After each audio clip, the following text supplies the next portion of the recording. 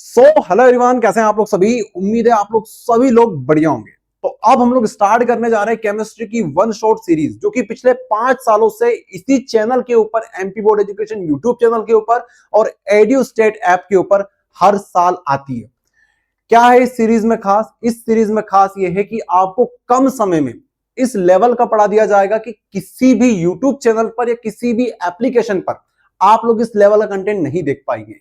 आपको नोट्स मिलेंगे, important questions मिलेंगे, थ्योरेटिकल क्वेश्चंस मिलेंगे, न्यूमेरिकल टाइप क्वेश्चन मिलेंगे और सबसे इंपॉर्टेंट चीज ऑब्जेक्टिव टाइप क्वेश्चन भी हम लोग कराएंगे। यहां पर हर प्रकार की चीजें इस सीरीज के अंदर हम लोग कवर करेंगे। डोंट वरी, सब कुछ यहाँ पे कवर हम लोग करने वाले, कुछ भी ऐसी चीज नहीं होगी जो हम लोग छोड़ने वाले हैं। प्रॉपर लेवल पे हम लोग तैयारी करेंगे। ऐसा नहीं है कि सब कुछ एक साथ हम लोग खाने की कोशिश करेंगे। हम लोग प्रॉपर वे में चलने वाले हैं, सब कुछ मैं समझाऊंगा। अभी जस्ट अपना स्टार्टिंग है, तो चैप्टर 1 हमारे पास है सॉल्यूशन। यहीं से हम लोग स्टार्ट करेंगे। देखिए, हम लोग हर एक चीज कवर करेंगे, कुछ भी ऐसा नहीं छोड़ेंगे जो कि हमें बाद में दिक्कत दे। सब कुछ हम लोग कवर करेंगे जो कि इंपॉर्टेंट होगा एमपी बोर्ड के पॉइंट ऑफ व्यू से। अगर आप लोग एमपी बोर्ड के नहीं है तो ये वीडियो आपके लिए नहीं है। सिर्फ और सिर्फ एमपी बोर्ड के बच्चों के लिए वीडियो होने वाला है। बात करें सिलेबस की, तो भैया concentration terms, vapour pressure, ideal and non ideal solutions, colligative property, azeotropic mixture, positive negative deviation, went of factor और सॉल्युबिलिटी, ये टॉपिक्स के इर्द गिर्द पूरा चैप्टर हमारा होने वाला है। इन टॉपिक के इर्द गिर्द पूरा चैप्टर हमारा घूमने वाला है। अब कुछ चीजों का आपको ध्यान रखना है।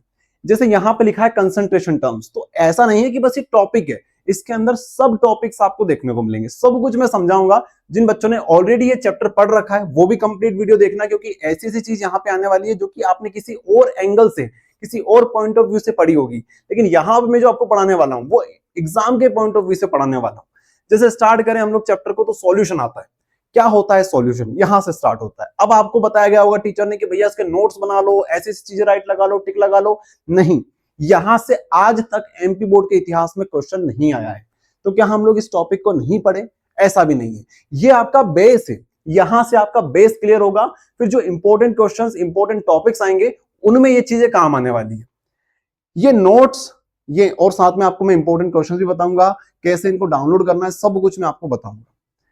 ठीक है, देखो हमारे पास यहां पे जो चीजें आप देखोगे, ये सारी चीजें हमारी नोट्स के अंदर आने वाली है।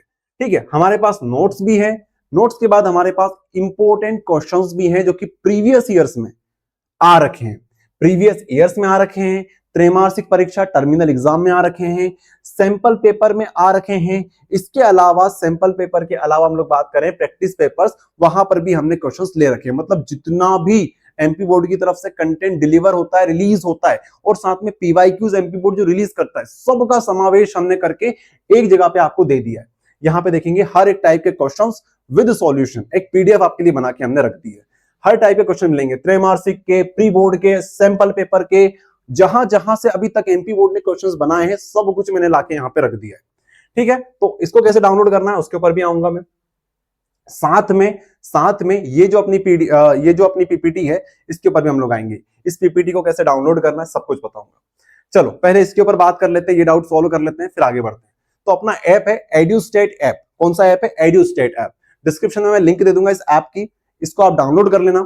डाउनलोड करने के बाद रजिस्ट्रेशन कर लेना। रजिस्ट्रेशन करने के बाद class 12 science PCMB stream search करना है, सिलेक्ट करना है। सिलेक्ट करने के बाद यहाँ पे आना है कोर्सेज के सेक्शन में।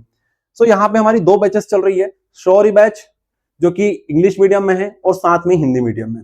फिजिक्स, केमिस्ट्री, मैथ्स, बायोलॉजी और इंग्लिश हिंदी, ये सारे यहाँ पे कवर कराए जा रहे हैं इंग्लिश मीडियम में, और यहाँ पे हिंदी मीडियम में कवर कराए जा रहे हैं। तो आप लोग ये चाहें तो ये परचेस कर सकते हैं, या फिर आप लोग सिर्फ केमिस्ट्री की बात करें तो केमिस्ट्री की 349 रुपीज में यहाँ पे कंप्लीट सीरीज चल रही है। इसमें आप लोग देखेंगे हर टाइप का कंटेंट मिल जाएगा, गाइडेंस वीडियो मिल जाएंगे, सुपर पीडीएफ जो आपको मैंने बताई थी जहां पे इंपॉर्टेंट क्वेश्चन थे उसका नाम है सुपर पीडीएफ। सुपर पीडीएफ मिल जाएंगे, माइंड मैप्स मिल जाएंगे जो कि ऑर्गेनिक केमिस्ट्री में काम आएंगे, इंपॉर्टेंट क्वेश्चंस विद सॉल्यूशन मिल जाएंगे, ऑब्जेक्टिव सॉल्यूशन मिल जाएंगे, प्रश्न बैंक मिल जाएगी, पीवाईक्यूज मिल जाएंगे, ऑब्जेक्टिव्स मिल जाएंगे, इंपॉर्टेंट क्वेश्चंस ऑब्जेक्टिव्स मिल जाएंगे, और यहाँ पे आएगा आपका प्राइम नोट्स जो भी आपको देखने को मिल जाएंगे। यहां से आप लोग देख सकते हैं। वन शॉट सीरीज यहाँ पे हमने अपलोड कर दी है। सुपर शॉर्ट सीरीज जहां पे हम लोग 10-10 मिनट के अंदर चैप्टर को फिनिश करेंगे, वो यहाँ पे आने वाला है। ब्लूप्रिंट, सिलेबस, परीक्षा बोध, सब कुछ यहीं पे आपको मिलने वाला है। तो ये आप लोग चाहे तो परचेस कर सकते हैं। आ जाते हैं हम लोग यहीं पर वन शॉट में। बात कर रहे थे हम लोग कहा किस चीज की? हम बात कर रहे थे सॉल्यूशन की।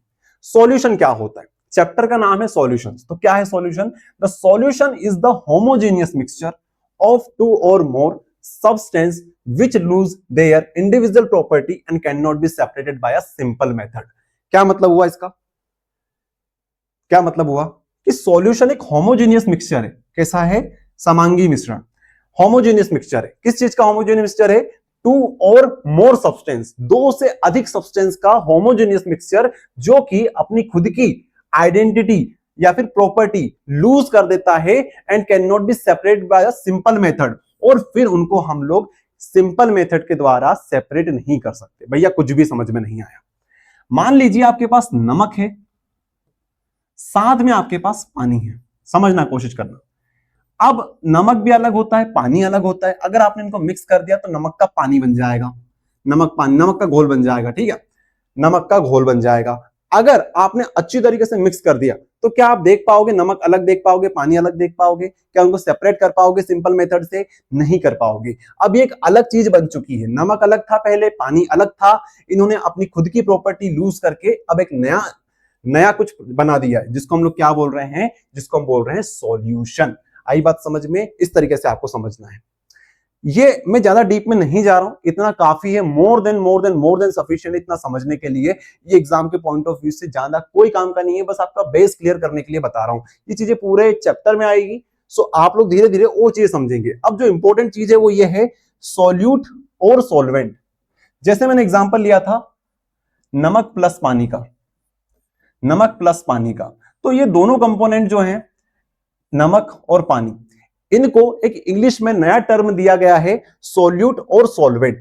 सोल्यूट जो कि कम मात्रा में होता है, सॉल्वेंट जो कि अधिक मात्रा में होता है। तो सोल्यूट कौन कहलाएगा हमारा? सोल्यूट ये कहलाएगा, सॉल्वेंट ये कहलाएगा।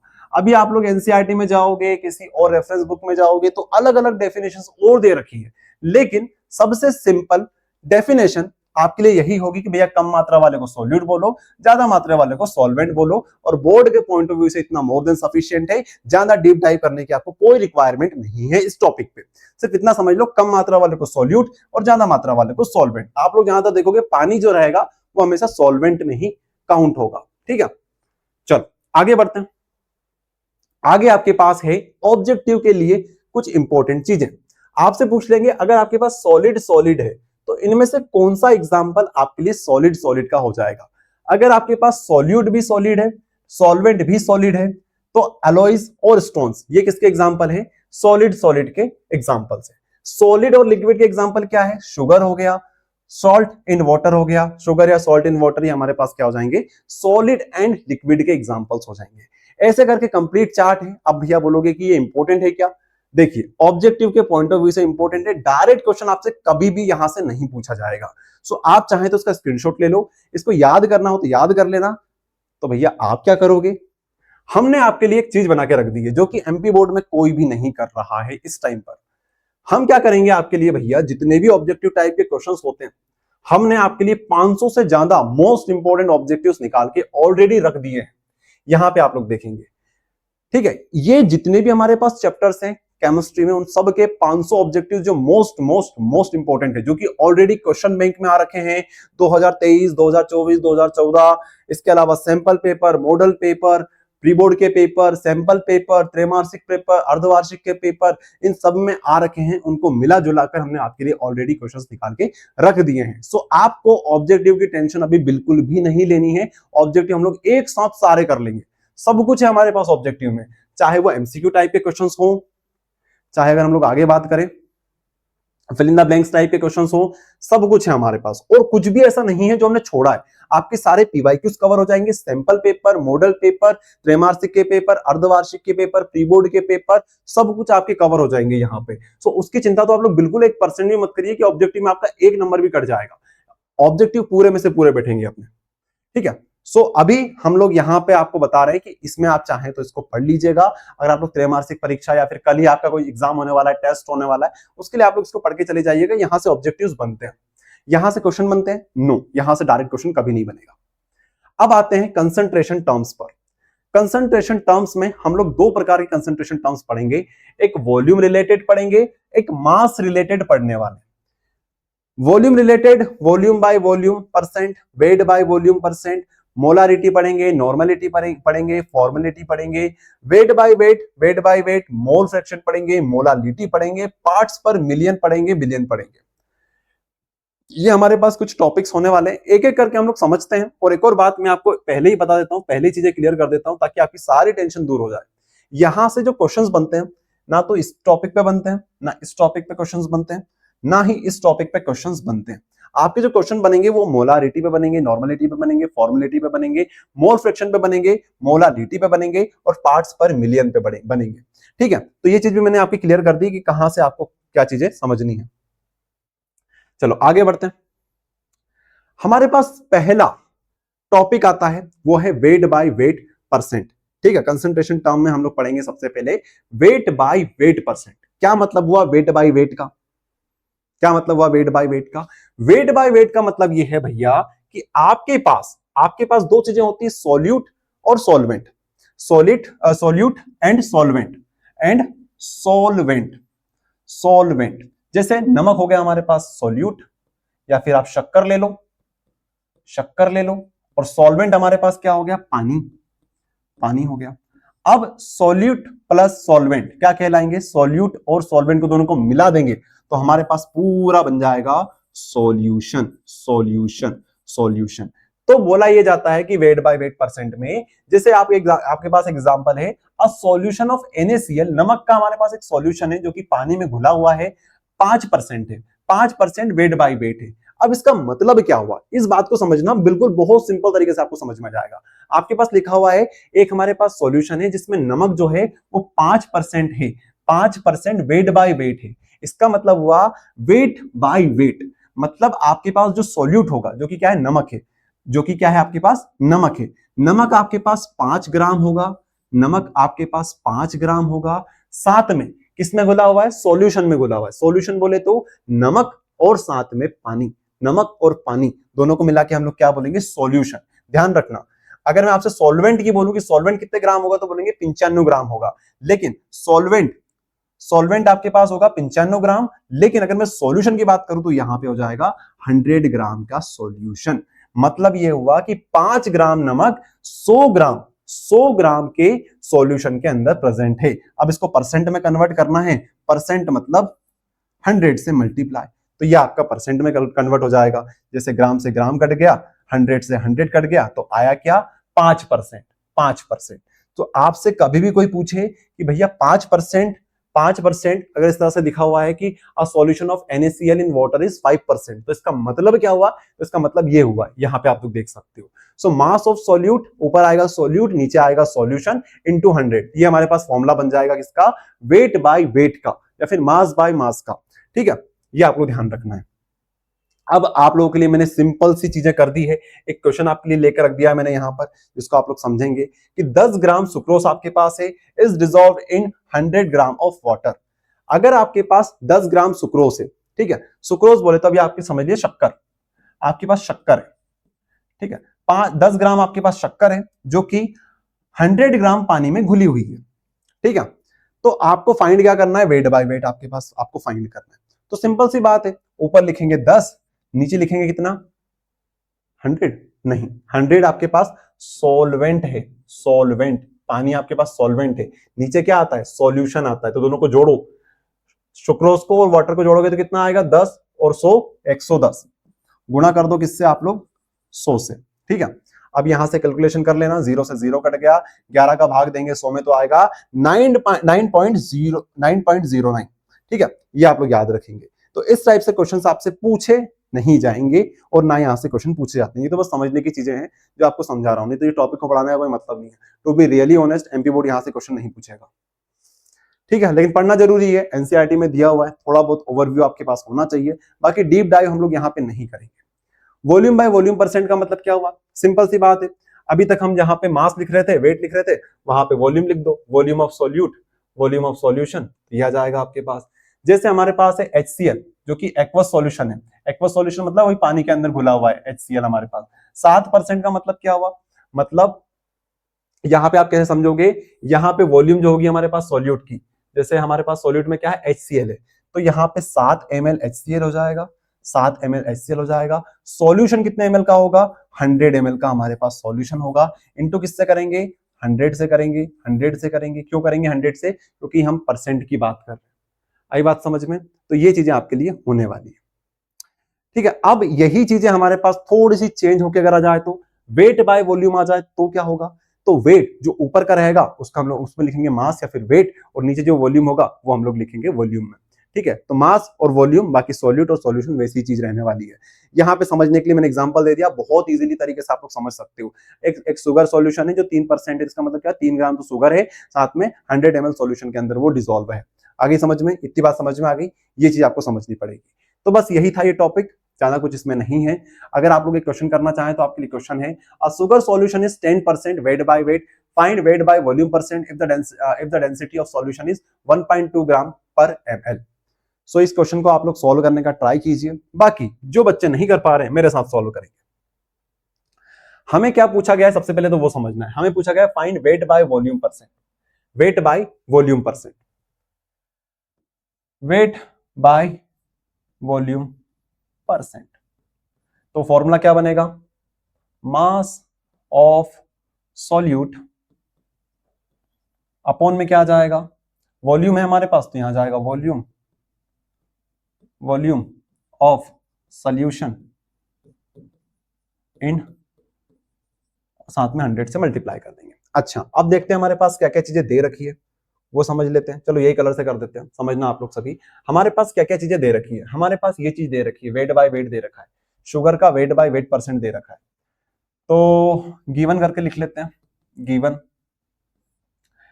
10% weight by wait, wait by wait हमारे पास परसेंट कितना दे रखा है? 10% दे रखा है। इसका मतलब क्या हुआ? इसका मतलब ये हुआ हमारे पास भैया कि हमारे पास जो शुगर होगी, शुगर होगी, शुगर होगी, वो कितनी होगी? शुगर हमारे पास होगी 10 ग्राम, 10 ग्राम, और सॉल्यूशन अगर हमारे पास होगा तो वो कितने ग्राम का होगा? वो 100 ग्राम का सॉल्यूशन होगा। ठीक है, ये चीज हमें दे रखी है। तो मतलब हमारे पास शुगर जो है, जो कि हमारे पास सॉल्यूट है, सॉल्यूट का मास हमारे पास आ गया। हमारे पास अभी भी वॉल्यूम नहीं आई है। वॉल्यूम के लिए हमारे पास डेंसिटी दे रखी है। डेंसिटी का मतलब क्या होता है वो समझो। डेंसिटी आपको समझ में आनी चाहिए। डेंसिटी क्या होती है? डेंसिटी होती है mass by volume, mass by volume. अब डेंसिटी किसकी दे रखी है आपको? सॉल्यूशन की डेंसिटी दे रखी है। यहां पे लिख लेना density of solution, density of solution. तो मास बाय वॉल्यूम, मास कितना दे रखा है सॉल्यूशन का? मास हमारे पास है 100 ग्राम, 100 ग्राम, 100 ग्राम। और वॉल्यूम कितनी दे रखी है आपको? वॉल्यूम तो हमें निकालना है भैया, वॉल्यूम तो हमें निकालना है, वॉल्यूम तो हमें निकालना है। लेकिन आपको डेंसिटी दे रखी है जो कितनी है? 1/2, 1.2, सॉरी 1.2। तो क्या यहां से आप लोग वॉल्यूम निकाल सकते हो? आप बोलोगे हाँ भैया वॉल्यूम निकाल सकते हैं। वॉल्यूम आपके पास आएगी, इसको इधर भेज दो, इसको इधर भेज दो। ठीक है, यहाँ पे ये आएगा, यहाँ पे आएगा, तो 100/100 डिवाइड बाई 2। ठीक है, सो आप लोग इसको सॉल्व करेंगे तो यहाँ से पॉइंट हटेगा, पॉइंट हटेगा तो यहाँ पे 0 लगेगा। अब इसको आप लोग डिवाइड करेंगे। सबसे पहले हम लोग सिंपल सा 2 से डिवाइड करते हैं तो 6, यहाँ पे आ जाएगा 500, यहाँ पे करेंगे तो 2, यहाँ पे हमारे पास कितना आ जाएगा? 3 से करने का, 3 से कर देते, 2 से कर देते, 3 आ जाएगा। यहाँ पे हमारे पास 250 आ जाएगा। तो हमारे पास 250 आ गया। यहाँ पे 250 अपॉन में 3, ये हमारे पास क्या आ चुकी है? ये हमारे पास वॉल्यूम आ चुकी है। ठीक है, ये हमारे पास क्या आ चुकी है? वॉल्यूम। सो हम लोग सिंपल सा यहाँ पे लॉजिक लगाएंगे। मास ऑफ सॉल्यूट कितना है हमारे पास? 10 ग्राम, और हमारे पास वॉल्यूम कितनी आ गई है? 250 इंटू 3 इंटू 100। अब इसको आप लोग सॉल्व कर लीजिए, इसको आप लोग सॉल्व कर लीजिए। यहां से 0 से 0 कैंसिल हो गया, 25 चौके 100, 4 3 12, ये 12% हमारे पास क्या आ गया? ये हमारे पास आ गया भैया वेट बाय वॉल्यूम परसेंट। आई बात समझ में कैसे हमने वेट बाय वॉल्यूम परसेंट निकाला? सबसे पहले तो भैया हमने क्या किया, जो चीज दे रखी थी वो समझा। हमारे पास चीजें ये दे रखी थी, हमारा फॉर्मूला ये बोलता है। ये जो चीज हमें दे रखी है उससे हमें ये समझ में आया कि हमारे पास सॉल्यूट तो दे रखा है लेकिन वॉल्यूम ऑफ सॉल्यूशन नहीं दे रखा है। हमारे पास सॉल्यूशन का मास दे रखा है लेकिन वॉल्यूम चाहिए, उसके लिए क्या है? हमारे पास डेंसिटी दे रखी है। डेंसिटी से ये समझ में आता है हमें कि मास बाय वॉल्यूम कितना है हमारे पास। ठीक है, तो यहां से कैलकुलेशन करने के बाद हमने यहाँ पे वॉल्यूम ऑफ सॉल्यूशन भी निकाला। फिर कैलकुलेशन करने के बाद हमारे पास आया 12%। आई बात समझ में? तो इस तरीके से आपको क्वेश्चन को सॉल्व करना है। ये कर लिया आपने तो आपके बहुत सारे कॉन्सेप्ट स्ट्रॉन्ग हो जाएंगे, तैयार हो जाएंगे। ठीक है, चलिए आगे बढ़ते हैं। तो यहाँ पे पूरा सॉल्यूशन दे रखा है, आप लोग चाहें तो सॉल्व कर सकते हैं इस तरीके से, प्रॉपर वे में यहाँ पे मैंने लिख दिया है। ठीक है, बाकी नोट्स के लिए आप लोग शौर्य बैच ज्वाइन कर सकते हैं, जहां पे आपको कंप्लीट नोट्स मिल जाएंगे। चलिए अगला टॉपिक हमारे पास है मोल फ्रैक्शन। क्या है हमारे पास अगला टॉपिक? Mole fraction. क्या होता है भैया mole fraction? The mole fraction is the ratio of number of moles of one component to the total number of moles of solution. जैसे हमारे पास दो कंपोनेंट है, लेट से हमारे पास कंपोनेंट है ए, कंपोनेंट है हमारे पास बी। दो कंपोनेंट है, कंपोनेंट ए, कंपोनेंट बी। तो the mole fraction is the ratio. Ratio क्या होता है? मोल फ्रैक्शन को हम लोग जीटा से रिप्रेजेंट करते हैं, जीटा। मोल फ्रैक्शन होता है पी बाई क्यू के फॉर्म में, सॉरी रेशो क्या होता है, हम लोग पढ़ते आ रहे बचपन से, पी बाई क्यू के फॉर्म में जो होता है उसे हम लोग बोलते हैं रेशो। सो समझने वाली चीज ये है कि एक के बटे में दूसरी चीज आने वाली है। तो यहां पे जो चीज लिखी हुई है ध्यान से पढ़ना। मोल fraction is the ratio of, किस चीज का रेशो है? Number of moles of one component, number of moles of one component. तो हम बात करें अगर एक मोल की, अगर हम लोग एक की बात करें, एक कंपोनेंट की बात करें, तो number of moles of one component to the total moles, to the total number of moles of solution. Solution कैसे बनेगा? दोनों को मिक्स करने में बनेगा। मतलब number of moles of A upon में total moles, total number of moles of solution. जैसे ए और बी दोनों कंपोनेंट, जितने टोटल कंपोनेंट्स हैं उन सब का नंबर ऑफ मोल्स हम लोग देखेंगे। तो number of moles of A, number of moles of B. आई बात समझ में? इस तरीके से हम लोग समझेंगे। Number of moles of A upon में number of moles of A plus number of moles of B. इस तरीके से आपको समझना है। सिंपल भाषा में अगर हम लोग लिखने की कोशिश करें तो अगर नंबर ऑफ मोल्स को हम लोग इस तरीके से लिखते हैं। अब हम लोग अगर ए की बात करें, ए का निकालना है, ए की बात करें तो ए के लिए कुछ इस तरीके से लिखेंगे। ये हमारे पास क्या हो जाएगा? मोल फ्रैक्शन ऑफ ए। इसी तरीके से बी का निकालेंगे तो कैसे निकालेंगे? मोल फ्रैक्शन ऑफ बी निकालेंगे तो कैसे निकालेंगे? यहाँ पे बी आ जाएगा अपॉन में टोटल मोल्स। टोटल मोल्स कितने हैं? दो कंपोनेंट है तो दो का इस तरीके से लिखेंगे। तीन होते तो क्या करते? यहाँ पे एन सी कर देते। ठीक है, ये आपको ध्यान रखना है। देख लीजिए, समझ लीजिए, पढ़ लीजिए। अब ये जो मोल फ्रैक्शन होता है ये यूनिटलेस होता है, क्योंकि यहाँ पर भी इसकी भी यूनिट जो बनेगी मोल्स बनेगी, इसकी भी यूनिट मोल्स बनेगी। तो मोल्स की यूनिट मोल्स से कैंसिल हो जाएगी, तो ये आएगी हमारे पास यूनिटलेस क्वांटिटी।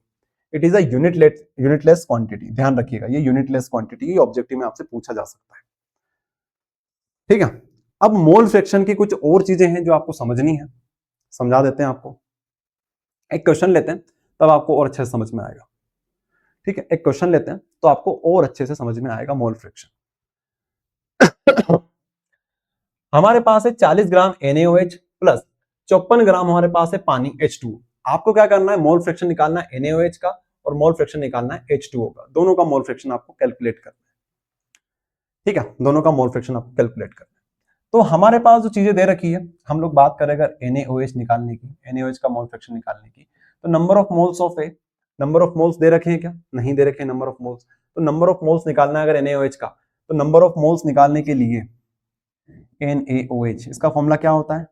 मास given, mass given, mass given upon molecular mass, molecular mass. तो ये हो गया हमारे पास formula number of moles of A निकालने का। पता है ना, ये चीज इस तरीके से निकालेंगे, number of moles of A upon number of moles of A plus number of moles of B. ठीक है, तो हमारे पास number of moles of A निकालने के लिए क्या करेंगे भैया? हम लोग यहाँ पे करेंगे मास गिवन। मास कितना दे रखा है? 40 ग्राम। अगर आप लोग मोलिकुलर मास कैलकुलेट करोगे NaOH का तो वो कितना आएगा? 40 ही आएगा। कैलकुलेट कर लो, N plus O plus H। N कितना होता है? 23। ये कितना होता है? 16 प्लस 1 कितना आएगा? 40 आएगा। तो 40 से 40 कैंसिल। NaOH का नंबर ऑफ मोल्स कितने आएंगे? 1 आएंगे। ठीक है, अब यहाँ पर एक, तो यहाँ पर भी एक, यहाँ पे प्लस। अब NB बोले तो पानी के अगर आप लोग कैलकुलेट करेंगे तो कैसे कैलकुलेट करेंगे? आप लोग अलग से करके देख लेना। यहाँ पे मैं सॉल्व कर रहा हूँ H2O। तो आप लोग देखेंगे H कितना होता है भैया? 2 हमारे पास H है, तो एक H 1 प्लस 1H प्लस यहाँ पे आ जाएगा हमारे पास 16। तो 1 1 1 इस तरीके से हमारे पास 18 आ जाएगा। तो 18 तो अपॉन में आएगा। मास कितना दे रखा है? 54 दे रखा है। तो 18 या 54। ठीक है, तो यहाँ पे हमारे पास number of moles of H2O कितने आएंगे? 3 आएंगे। इसको सॉल्व करेंगे तो ये आएगा 1/4। ठीक है, 1/4। तो हमारे पास मोल फ्रैक्शन कितना आया है? सॉरी, हमारे पास मोल फ्रैक्शन कितना आया है NaOH का? ये आया हमारे पास 1/4। कितना आया हमारे पास? 1/4।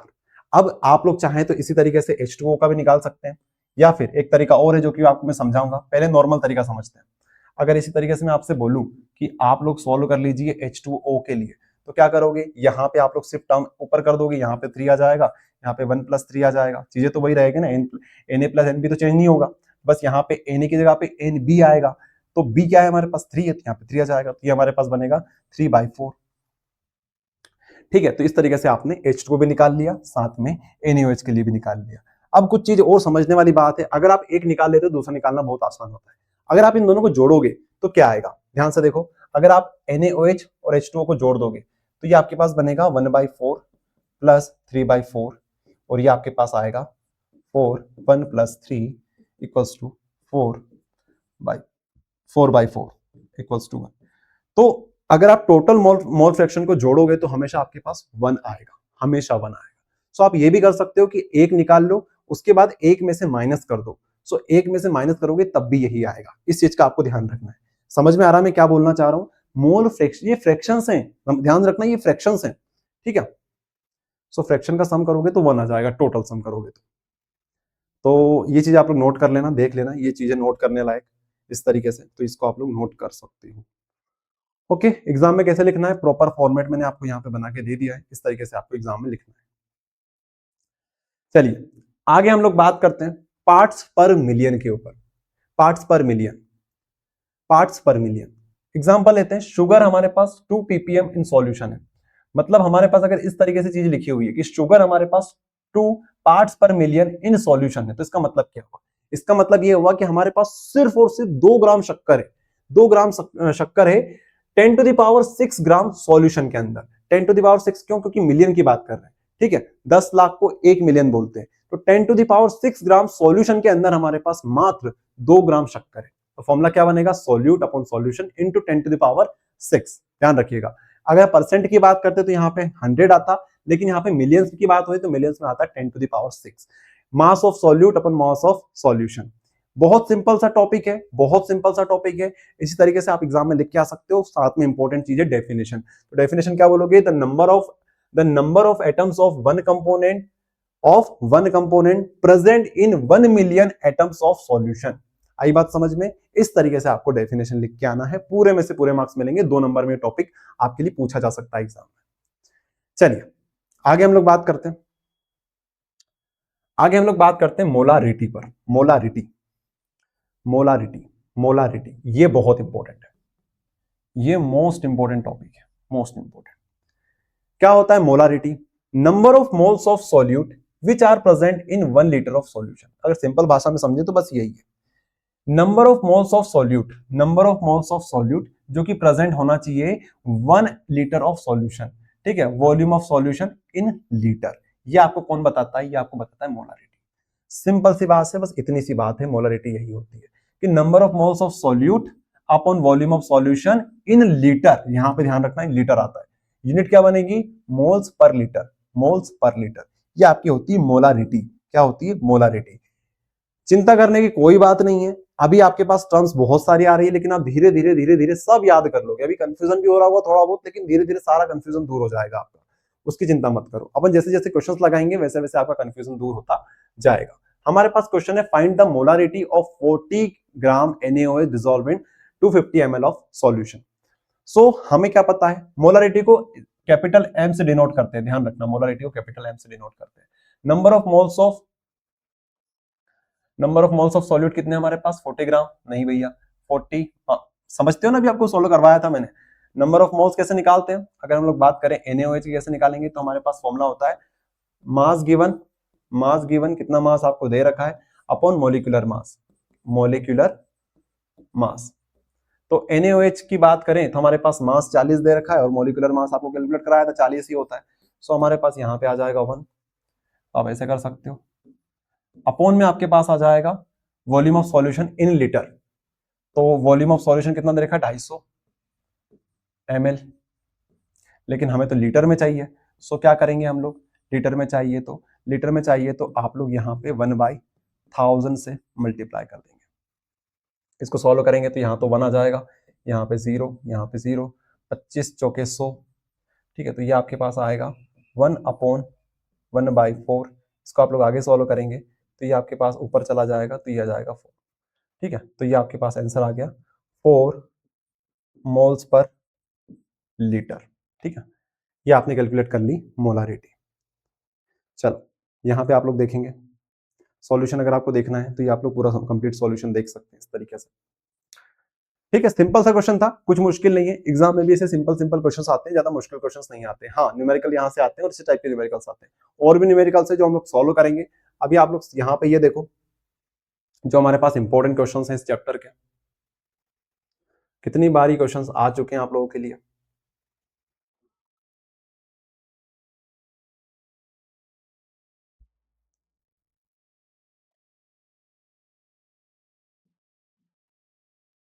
ये सारे न्यूमेरिकल्स हम लोग सॉल्व करेंगे, उसकी भी चिंता मत करना आप लोग। जितने भी इंपॉर्टेंट न्यूमेरिकल्स जो आ रखे हैं पीवाईक्यूज में, सब सॉल्व करेंगे। सो इसी जो हमारे इंपॉर्टेंट क्वेश्चन की पीडीएफ है, इसमें आप लोग देखेंगे ध्यान से। तो यहाँ पे देखिए, मोलारिटी 2017 में आया था, 2020 में आया था। एक मोलालिटी होता है जो कि 2017 में आया, 2021 में आया था। मोल फ्रैक्शन जो भी आपने पढ़ा था वो आया था 2020 में, 2023 में। अभी आपने पार्ट्स पर मिलियन पढ़ा, वो भी 2017 2021 में आ चुका है। ठीक है, सो इस तरीके से क्वेश्चंस आपके लिए आते रहेंगे। चलिए, तो आ जाते हैं फिर से यहीं पर। तो ये क्वेश्चन आपने सॉल्व कर लिया, सिंपल सा क्वेश्चन था, कुछ भी इसमें मुश्किल नहीं है। प्रॉपर इस फॉर्मेट में आप लोग लिखिएगा तो पूरे नंबर आपको मिल जाएंगे। तो आगे हमारे पास टर्म आती है फॉर्मेलिटी। अब फॉर्मेलिटी जैसे हमने मोलरिटी पढ़ा था वैसे ही फॉर्मेलिटी है। यहाँ पे छोटा सा चेंज होगा, बाकी सारी चीजें सेम रहने वाली है। यहाँ पे देखिएगा, फॉर्मेलिटी क्या होती है? It is the number of formol of solute present in 1 litre of solution.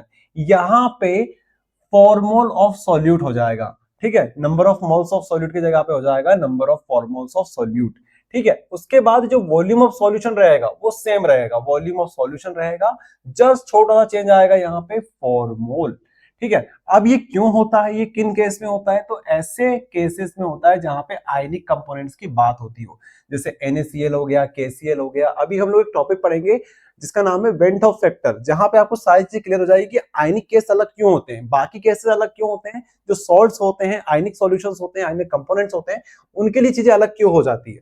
तो फॉर्मूला सेम ही रहेगा, नंबर ऑफ फॉर्मोल्स हो जाएगा जैसे यहाँ पे, और वॉल्यूम ऑफ सॉल्यूशन आ जाएगा यहाँ पे, ठीक है। अब फॉर्मोल क्या होते हैं? जैसे नंबर ऑफ मोल्स होते थे वैसे हमारे पास नंबर ऑफ फॉर्मोल्स होते हैं। मास गिवन, और यहाँ पे क्या आता था हमारे पास? मोलिकुलर मास, यहाँ पे मोलिकुलर मास आता था। तो फॉर्मूला मास क्या होता है, इसको हम लोग थोड़ी देर के लिए हटाते हैं, सिर्फ इसी पे फोकस करते हैं।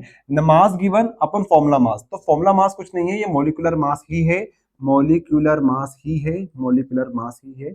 बट ये ऑब्जर्व्ड होता है, जो एक्सपेरिमेंट से निकलता है वो नहीं होता है, ये ऑब्जर्व्ड किया हुआ होता है, ठीक है। बस इतना सा ध्यान रखना है, number of formols mass given upon molecular mass, जो कि हम ऑब्जर्व्ड करेंगे वो वाला, जिसको हम फॉर्मूला मास भी बोल सकते हैं यहाँ पे। जस्ट इतना सा ध्यान रखो, ज्यादा कोई यहाँ से क्वेश्चंस नहीं बनते डायरेक्टली। मोलारिटी, मोलालिटी, नॉर्मलिटी से क्वेश्चन बनते हैं, इसको जस्ट आप लोग पढ़ लो, ठीक है। अब समझना, एक और क्वेश्चन आपके पास है मोलारिटी के ऊपर, ये वाला हमने सॉल्व कर लिया है। अगर आप लोग कॉपी में लिखना चाहें तो लिख सकते हो इसको, ये हम लोग सॉल्व कर चुके हैं अभी थोड़ी देर पहले। आगे बढ़ते हैं, अब आती है हमारे पास मोलालिटी। अभी मोलारिटी पढ़ा था हमने, अब आएगी हमारे पास मोलालिटी। क्या होता है मोलालिटी? तो number of moles of solute present in 1 kg of solvent. तो number of moles of solute यहां पर भी आएगा, यहाँ पे जस्ट छोटा सा चेंज होगा, यहाँ पे हम लोग वॉल्यूम ऑफ सॉल्यूशन की जगह पे लिखेंगे केजी ऑफ सॉल्वेंट, मतलब मास ऑफ सॉल्वेंट हम लोग यहाँ पे लिखेंगे, जो कि किसमें लेंगे? किलोग्राम में लेने वाले। Number of moles of solute वैसा का वैसा, यहाँ पे वॉल्यूम ऑफ सॉल्यूशन की जगह पे, वॉल्यूम की जगह पे मास आ जाएगा, और सॉल्यूशन की जगह पे ध्यान रखिएगा, बहुत बहुत बहुत इंपॉर्टेंट है, यहाँ पे सॉल्वेंट आता है जिसको हम लोग केजी में लेते हैं, ठीक है। ये चीज आपको ध्यान रखनी है, बाकी सेम चीजें हैं, क्वेश्चन भी सेम आते हैं।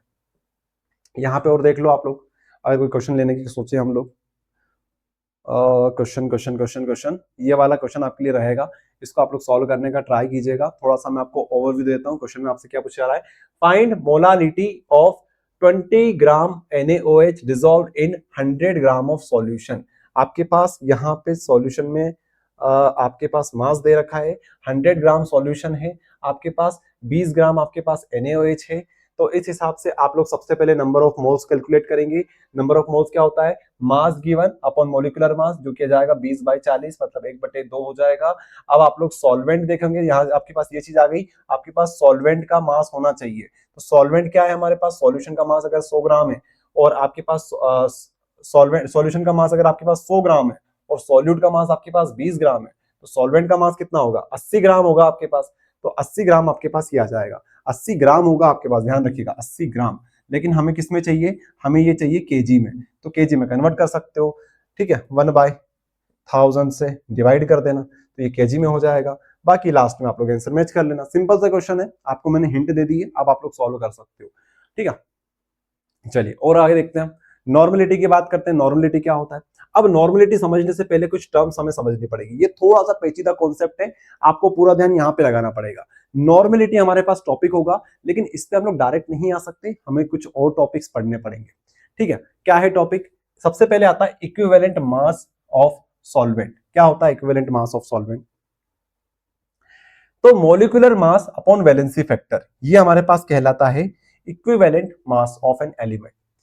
Molecular mass upon valency factor. Example लेते हैं, हमारे पास एग्जांपल है H2SO4 का। तो अगर आपसे मैं बोलूं कि इक्विवेलेंट मास कैलकुलेट करो, तो फॉर्मूले के हिसाब से आप लोग चलना। सबसे ऊपर आएगा मॉलिक्यूलर मास, तो H2SO4 का मॉलिक्यूलर मास क्या होगा? हाइड्रोजन होता है हमारे पास 1, तो 1 और 1 कितने हो जाएंगे? 2। सल्फर हमारे पास 32, ऑक्सीजन का हमारे पास 16 होता है, 4 से गुणा करेंगे तो 64 हो जाएगा, जोड़ेंगे तो हमारे पास आएगा 98। अपॉन में आएगा वैलेंसी फैक्टर। वैलेंसी फैक्टर क्या होता है? अब हम पता है कि H2SO4 क्या होता है, ये एसिड होता है। तो एसिड में आपको देखना है कितने हमारे पास H प्लस आयंस यहां से निकल सकते हैं। थोड़ा सा आपको मुश्किल लग रहा होगा, समझने की कोशिश करना, बहुत इजी है। H2SO4 अगर इसको हम ध्यान से तोड़ें तो ये टूट सकता है H2 और SO4, SO4 2 माइनस, और ये हमारे पास H प्लस होता है, तो यहाँ पे 2 प्लस हो जाएगा। क्यों हो जाएगा 2 प्लस? क्योंकि यहाँ पे हाइड्रोजन के 2 हमारे पास मॉलिक्यूल्स है, तो H2 हमारे पास, इसका मतलब हुआ 2 प्लस, ठीक है। तो हमें यहाँ पे 2H प्लस हमें मिलने वाले हैं, 2 आयंस हमें मिलने वाले हैं, 2H प्लस आयंस हमें मिलने वाले हैं। तो वैलेंसी फैक्टर कुछ नहीं होता है, एसिड के लिए H प्लस कितने हैं हमारे पास। बेस के लिए बात करें, जैसे यहाँ पर भी एसिड है, तो यहाँ पर कितना हो जाएगा? HCl को आप तोड़ोगे तो H प्लस और Cl माइनस में टूट जाएगा, तो H प्लस और Cl माइनस। तो यहाँ पर भी हमारे पास एक ही H प्लस मिल रहा है, यहाँ पे 2 मिल रहा था, 2 लिखा, यहाँ पे 1 आएगा, ठीक है। और हमारे पास और चीजें हैं। बात करेंगे हम लोग बेस की, बेस मतलब OH होता है। OH आपको यहाँ से कितना मिल सकता है? 2 OH मिल सकता है, तो Z हो गया हमारे पास वैलेंसी फैक्टर। यहाँ पे हमारे पास कितने बेस मिल सकते हैं? OH3 हमारे पास, का मतलब है हमारे पास 3 OH माइनस मिल सकते हैं, तो ये हमारे पास X हो गया, बोले तो वैलेंसी फैक्टर हो गया, ठीक है। अब बात करते हैं लास्ट फाइनल केस की, जो कि हमारे पास है सॉल्ट। सॉल्ट के केस में क्या होगा? सॉल्ट के केस में आपको क्या देखना है? पॉजिटिव आयंस देखने हैं। क्या देखना है? पॉजिटिव आयंस देखने हैं। तो यहाँ पे हमारे पास 2 है, यहाँ पे क्या होगा? SO4 हमारे पास 2 माइनस, और यहाँ पे Mg के ऊपर क्या होता है? 2 प्लस चार्ज होता है, ठीक है। इसी तरीके से आप लोग L2 का देख सकते हो, यहाँ पे कितने हैं? 3 है, SO4 3 हो जाएंगे हमारे पास, तो L प्लस भी कितने हो जाएंगे? यहाँ पे समझने की कोशिश करना, L2 SO4 थ्राइस। इसका मतलब क्या हुआ? इसका मतलब ये हुआ कि SO4 जो होता है उसके ऊपर -2 चार्ज होता है। अब यहाँ पे 3 है, क्या मतलब हुआ? यहाँ पे SO4 3 है, एक SO4 के ऊपर -2 चार्ज होता है, तो 3 के ऊपर कितना होगा? -2 एक के ऊपर है, -2 दूसरे के ऊपर है, -2 दूसरे तीसरे के ऊपर है, तो कितने हो जाएंगे? टोटल हमारे पास -4 चार्ज है। तो -4 चार्ज अगर यहाँ पर है, सॉरी -6 चार्ज यहाँ पर है, तो L2 के ऊपर कितना चार्ज होगा? और अगर आपको सिंपल भाषा में समझना है, अगर आप डी एंड एफ ब्लॉक पढ़ के आ चुके हो, तो आपको इतना पता हो कि एल के ऊपर +3 का चार्ज होता है, तो +3 हमारे पास 2 है, तो ये हमारे पास +6 हो जाएगा। ऐसे भी समझ सकते हो, ऐसे भी समझ सकते हो। SO4 के ऊपर -2 चार्ज होता है, हमारे पास 3 है, तो 3 दूनी 6 हो जाएगा, तो L2 जो होगा, L2 एक L के ऊपर +3, 2 के ऊपर +6 हो जाएगा। ऐसे भी आप लोग समझ सकते हो, ठीक है। तो आप लोगों के लिए सिंपल भाषा में फिर से मैं बता देता हूँ, H2SO4 है, यहाँ से +2H+ मिलेंगे हमें। यहाँ पर HCl, सिंपल सी भाषा में बात करें तो H+ एक ही मिलेगा हमें। यहाँ पर बेस का केस हो जाएगा, तो बेस यहाँ पे 2 है, यहाँ पे 3 है। यहाँ पे बात करें तो यहाँ पे +2, यहाँ पे +2, यहाँ पे +6, सिंपल सी बात, ठीक है। तो यहां से हमें क्या समझ में आया? हमें समझ में आया इक्विवेलेंट मास ऑफ एलिमेंट क्या हो, कैसे निकालते हैं। वैलेंसी फैक्टर समझ में आया, मॉलिक्यूलर मास तो आप लोग निकाल ही लोगे। अब ज्यादा डिफिकल्ट क्वेश्चंस नहीं आते, टू बी रियली ऑनेस्ट, ये समझाने के लिए बता रहा हूं, बाकी यहां से ऐसे डायरेक्ट क्वेश्चन आपसे नहीं पूछे जाएंगे। मैं समझा रहा हूं, जस्ट आपको समझने के लिए ये चीजें जरूरी है। अगर आपके पास कोई क्वेश्चन लगाना हो तो ये क्वेश्चंस लगा सकते हो। 2 क्वेश्चंस मैंने दे दिए H2SO4 का, NaOH का, ये लगा लेना, ठीक है। अब थोड़ा सा आगे बढ़ते हैं। इक्विवेलेंट मास ऑफ सॉल्यूट आपको समझ में आया, equivalent mass of an element solute जो भी है वो समझ में आया आपको, ये फॉर्मूला होता है। अब थोड़ा सा आगे समझना, हमारे पास एक और टर्म आती है जो कि होता है ग्राम इक्विवेलेंट ऑफ मास। अब ये जो हमने समझा था, इसी को आप लोग उठाना और यहाँ पे नीचे रख देना और ऊपर रख देना मास। जो गिवन मास होगा वो रख देना। एक क्वेश्चन से समझते हैं। हमारे पास एक क्वेश्चन है, find the number of gram equivalent present in 0.4 gram of NaOH। तो आपको यहाँ पे मास दे रखा है, तो मास आपने लिखा है यहाँ पे डायरेक्ट, मास कितना दे रखा है 0.4 ग्राम, ये हमारे पास क्या हो गया मास हो गया। अब मास आपके पास आ गया 0.4 ग्राम। अब आपको क्या निकालना है, आपको नीचे क्या लिखना है, इक्विवेलेंट वेट निकालना है। इक्विवेलेंट वेट का फॉर्मूला आपको पता है, ऊपर अभी सीखा है हम लोग यहाँ पे। तो मोलिकुलर मास कितना हो जाएगा, NaOH का मोलिकुलर मास कितना होता है 40, 23 प्लस 16 प्लस 1 40। वैलेंसी वेक्टर कितना हो जाएगा, OH माइनस 1 ही टूटेगा तो यहाँ पे 1 हो जाएगा। ठीक है, तो 0.4 आ जाएगा यहाँ पे ऊपर, और इक्विवेलेंट वेट कितना है हमारे पास 40। बस इसको सॉल्व कर लेना, तो आपके पास आंसर आ जाएगा 0.0.0। ओके, चलिए, तो ये दो फॉर्मुलेस आपको याद करना है। ग्राम इक्विवेलेंट का फॉर्मूला आप लोग इससे कंपेयर कर सकते हो अंडरस्टैंडिंग के लिए, नंबर ऑफ मोल से आप लोग कंपेयर कर सकते हो। नंबर ऑफ मोल से कंपेयर करो, मास गिवन अपन मोलिकुलर मास आता है, यहाँ पे मास given upon molecular mass. Molecular मास की जगह पे अगर इसको ध्यान से पढ़ोगे तो ये वही तो है, मोलिकुलर मास अपन वैलेंसी फैक्टर। अगर वैलेंसी फैक्टर 1 हो जाए, जैसे यहाँ पे केस था, कौन सा केस, ये वाला केस, यहाँ पे हमारे पास वैलेंसी फैक्टर 1 हो गया, तो क्या आप लोग इसे ये बोल सकते हो मास अपॉन में, इसकी जगह पे मैं ये लिख देता हूं मोलिकुलर मास। तो अब इसको कंपेयर करो इसके साथ, नंबर ऑफ मोल्स के साथ, तो सेम ही तो आ रहा है, बस वैलेंसी फैक्टर का अंतर होता है। वैलेंसी फैक्टर अगर 1 हुआ तो फिर तो नंबर ऑफ मोल्स में और ग्राम इक्विवेलेंट में कोई अंतर नहीं है। ठीक है, तो नंबर ऑफ मोल्स जो हम लोग पढ़ रहे थे, अभी हमने जो मोलारिटी पढ़ा था, मोलारिटी वहां पे यही तो पढ़ रहे थे, ऊपर आता था नंबर ऑफ मोल्स, तो यहाँ पे जाए ग्राम इक्विवेलेंट ऑफ मास। अब यहाँ पे आप लोग देखेंगे, आपको ये चीज समझ में आ गई, आपको ये चीज समझ में आ गई। अब आता है हमारे पास नॉर्मलिटी। नॉर्मलिटी क्या होता है, नॉर्मलिटी बहुत सिंपल चीज है, जिससे मोलारिटी होता था वैसे ही नॉर्मलिटी है। तो यहां पे जस्ट ग्राम इक्विवेलेंट आएगा, बाकी पूरा मोलारिटी ही है। Number of gram equivalent of solute upon volume of solution in litre, ये सेम टू सेम हमारे पास मोलारिटी बन गई। तो बस ग्राम इक्विवेलेंट का अंतर है, बाकी पूरा का पूरा मोलारिटी ही है ये। ओके, सो ये हमारे पास टॉपिक हुआ फिनिश। ये टॉपिक हमारे पास होता है फिनिश, इसका स्क्रीनशॉट ले लो, ध्यान से पढ़ लेना। अब ये कुछ जो टर्म्स हमने पढ़ी है, molarity, normality, formality, mole fraction, parts per million, ठीक है, एक बार इनको गो थ्रू कर लो, अच्छे से देख लो। ये हमारे पास कुछ 5-6 टर्म्स हैं जो कि बहुत इंपॉर्टेंट है। ओके, चलिए आगे बढ़ते हैं। नेक्स्ट टॉपिक हमारे पास है वेपर प्रेशर। क्या होता है वेपर प्रेशर, समझने की कोशिश कीजिएगा। वेपर प्रेशर समझने से पहले एक चीज आप लोग समझिए। अगर आपके पास मैं कंटेनर दे दूं, ये आपके पास एक कंटेनर है, कंटेनर के अंदर आपने पानी भर रखा है। क्या भर रखा है आपने, पानी भर रखा है। कंटेनर के अंदर आपने पानी भर रखा है, वाटर है आपके पास, पानी। ये आप लोग मान लीजिए पानी की सरफेस हो गई, यहाँ पे पानी भरा हुआ है, पूरे कंटेनर में पानी भरा हुआ है, पानी भरा हुआ है। तो होगा क्या, अगर इस पानी को आप लोग गर्म करोगे, अगर आप इस पानी को गर्म करोगे तो सबसे पहले जो सरफेस होगी आपकी, ये जो सरफेस है आपकी पानी की, जो सरफेस है, सरफेस के जो मॉलिक्यूल्स होंगे वो इवेपोरेट होना स्टार्ट होंगे। ठीक है, मतलब लिक्विड स्टेट से गैसियस स्टेट में कन्वर्ट होना स्टार्ट हो जाएंगे। कौन से मॉलिक्यूल्स, सरफेस के मॉलिक्यूल्स। क्यों भैया सरफेस के मॉलिक्यूल्स पे, क्योंकि प्रेशर कम होता है, ऊपर से कोई प्रेशर नहीं है। लेकिन बात करें अगर यहाँ पे कोई मॉलिक्यूल होगा, उसको प्रेशर मिल रहा होगा यहां से भी, यहां से भी, यहां से भी और यहां से भी, चारों दिशाओं से उसे प्रेशर मिल रहा होगा, लेकिन यहाँ पे प्रेशर कम लगेगा इसके ऊपर। बोले तो इसके ऊपर फोर्स ऑफ अट्रैक्शन कम मिलेगा। प्रेशर, फोर्स ऑफ अट्रैक्शन जो सरफेस मॉलिक्यूल्स होते हैं उनके ऊपर कम होता है। साथ में इनकी काइनेटिक एनर्जी भी ज्यादा होती है कंपेयर करें दूसरे मॉलिक्यूल से। इसी के साथ साथ अगर ये चीजें हो रही है, ऊपर से कंटेनर हमारा ओपन है, ध्यान रखिएगा वर्ड यूज कर रहा हूं मैं, ओपन कंटेनर है, ऊपर से ढका हुआ नहीं है, तो धीरे धीरे करके जो भाप होगी वो उड़ जाएगी और पूरा पानी हमारा खाली हो जाएगा। ऐसे में आप लोग देखोगे कि हमारे पास लिक्विड की जो डेंसिटी है, लिक्विड का जो वेट है, वो डिक्रीज होता जाएगा समय के साथ साथ। तो भैया इसमें वेपर प्रेशर कहां से आया, समझा रहा हूं वेपर प्रेशर कैसे आएगा। ये हमारी डेफिनेशन है वेपर प्रेशर की। लेकिन यहां पे आने से पहले आप लोग यहां पे आइए, फिर आपको समझ में आएगी चीजें। तो हमारे पास कंटेनर है, यहां पे मैंने एक वर्ड यूज किया था ओपन कंटेनर, लेकिन यहां पे मैं बोल रहा हूं ये क्लोज्ड कंटेनर है। ये क्या है, ये क्लोज्ड कंटेनर है, ऊपर से मैंने यहाँ पे ढक दिया इसको।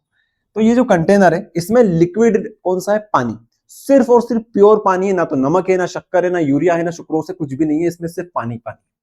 तो अगर आप इस पानी को गर्म करोगे, अगर आप इस पानी को गर्म करोगे तो होगा क्या, यहां से सरफेस मॉलिक्यूल्स इवेपोरेट होंगे, सबसे पहले इवेपोरेट होंगे, भाप बनेंगे और भाप बनेंगे, ऐसे निकलते जाएंगे।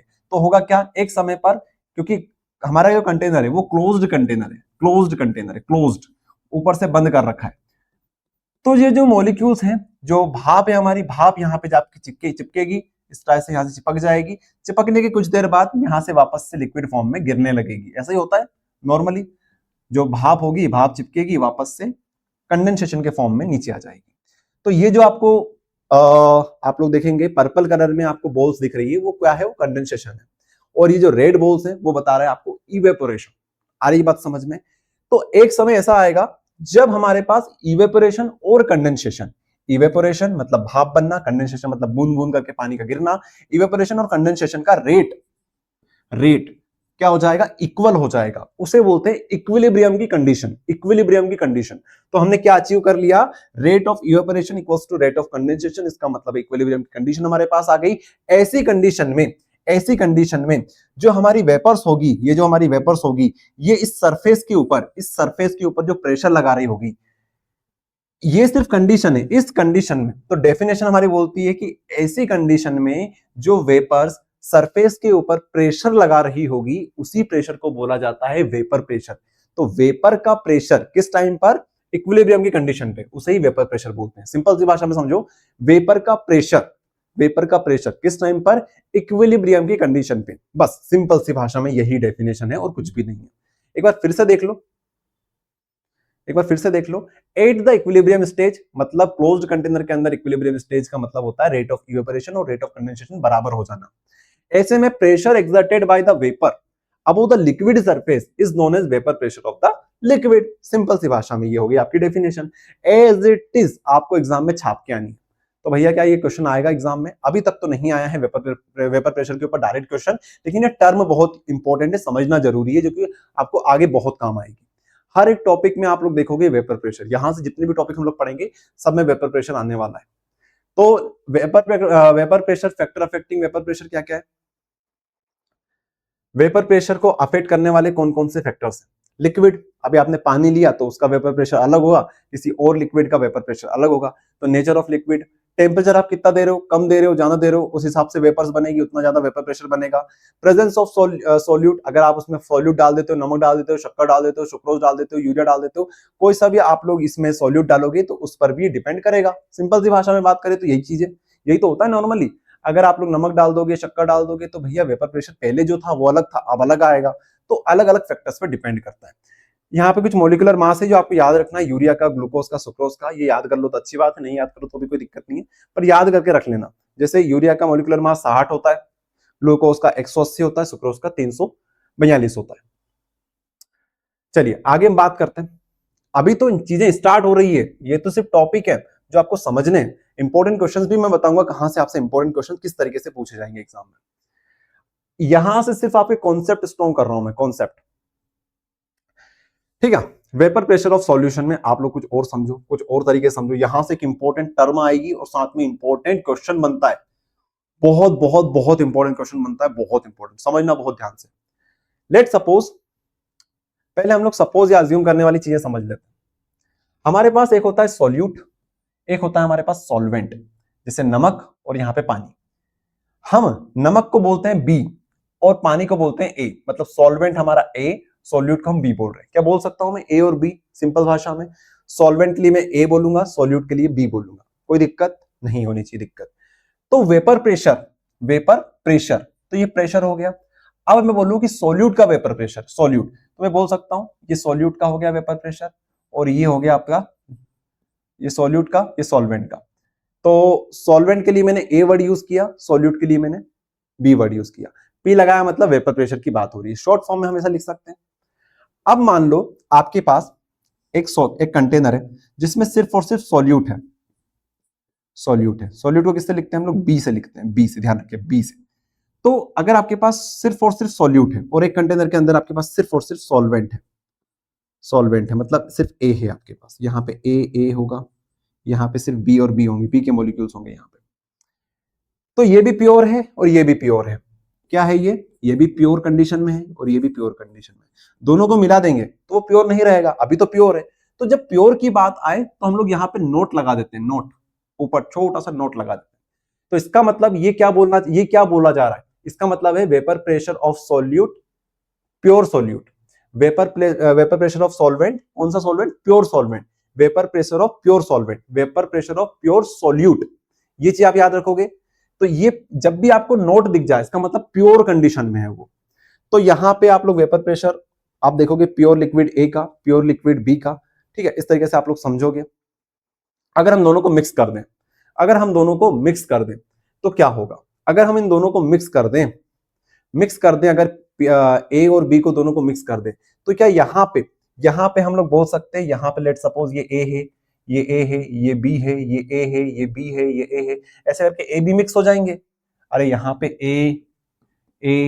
ए थे, यहाँ पे बी बी बी थे, तो यहाँ पे क्या होगा, यहाँ पे अब मिक्स हो गए तो यहाँ पे ए बी हो जाएगा, कहीं पर बी ए हो जाएगा, ठीक है, इस तरह से चीजें चलेगी।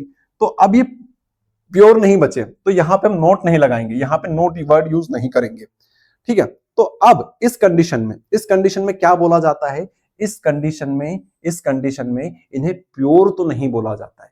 यहाँ पे प्रेशर जो पार्शियल वेपर प्रेशर होगा वो किसका होगा, वहां पर ए का भी होगा प्रेशर और बी का भी प्रेशर होगा, दोनों का होगा। लेकिन यहाँ पे सिर्फ और सिर्फ ए का था, यहाँ पे सिर्फ और सिर्फ बी का था।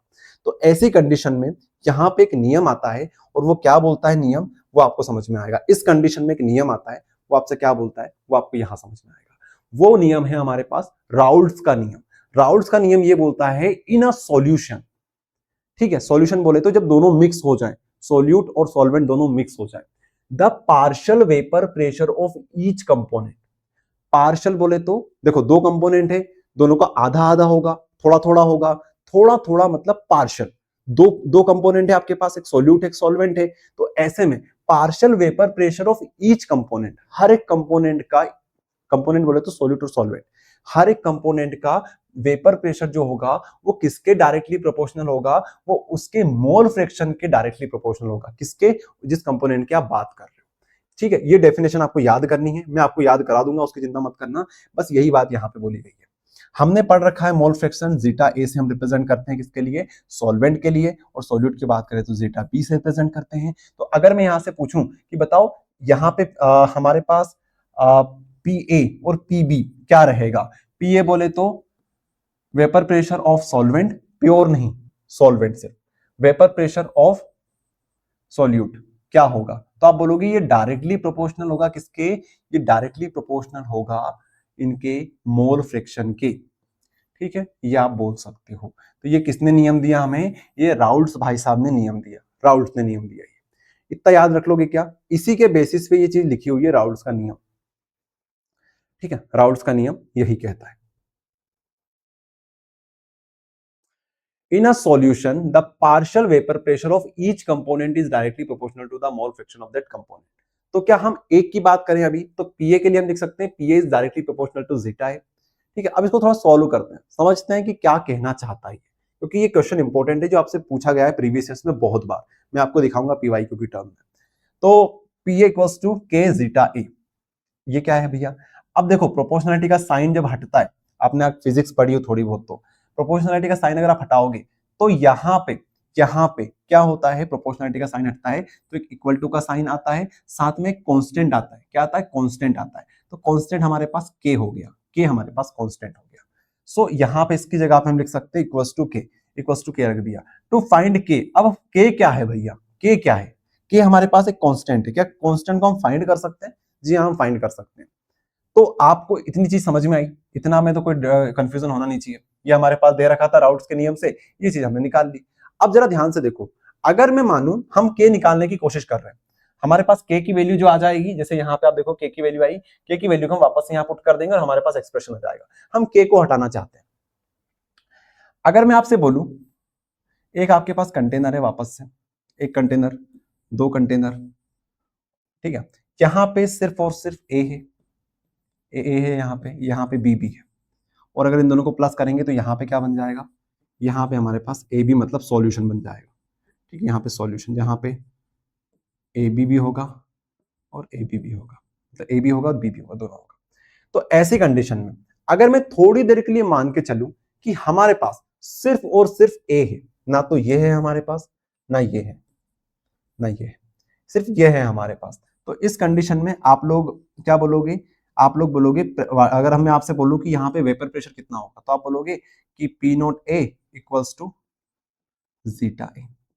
क्या यहाँ पे नोट लगा सकता हूं मैं? आप बोलोगे हाँ लगा सकते हो नोट।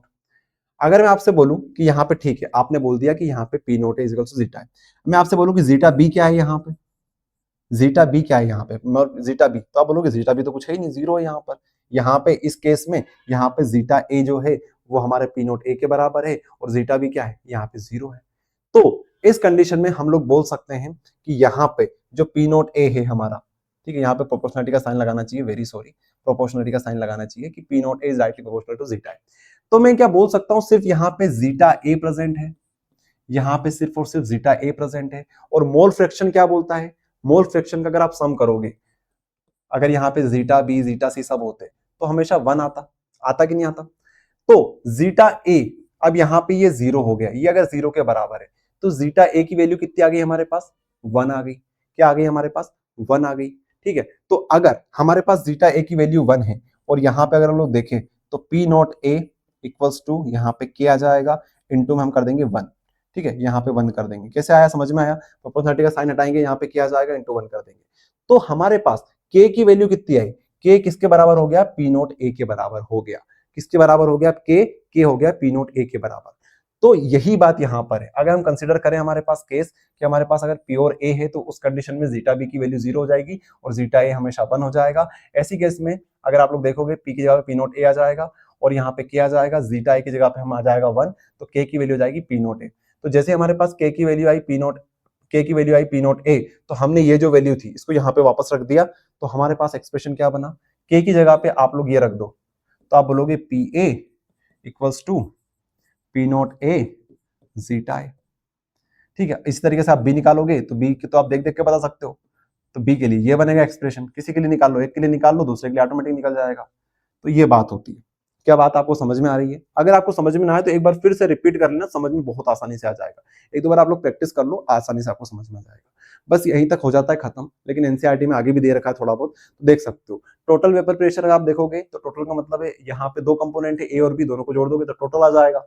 सॉल्यूशन का अगर आप देखोगे टोटल निकाल लो, टोटल निकालने के लिए पी और पीबी की वैल्यू रख दो। इसी को डाल्टन्स का लॉ भी बोला जाता है, लेकिन कोई इंपॉर्टेंट नहीं है, क्लास 11th में आता है, 12th में 1 रुपए का भी इंपॉर्टेंस नहीं रखता डाल्टन्स का लॉ, सिर्फ और सिर्फ राउट्स का नियम आपके लिए इंपॉर्टेंट है। चलो एक क्वेश्चन दे रहा हूं आपको, इस क्वेश्चन को आप लोग सॉल्व करेंगे।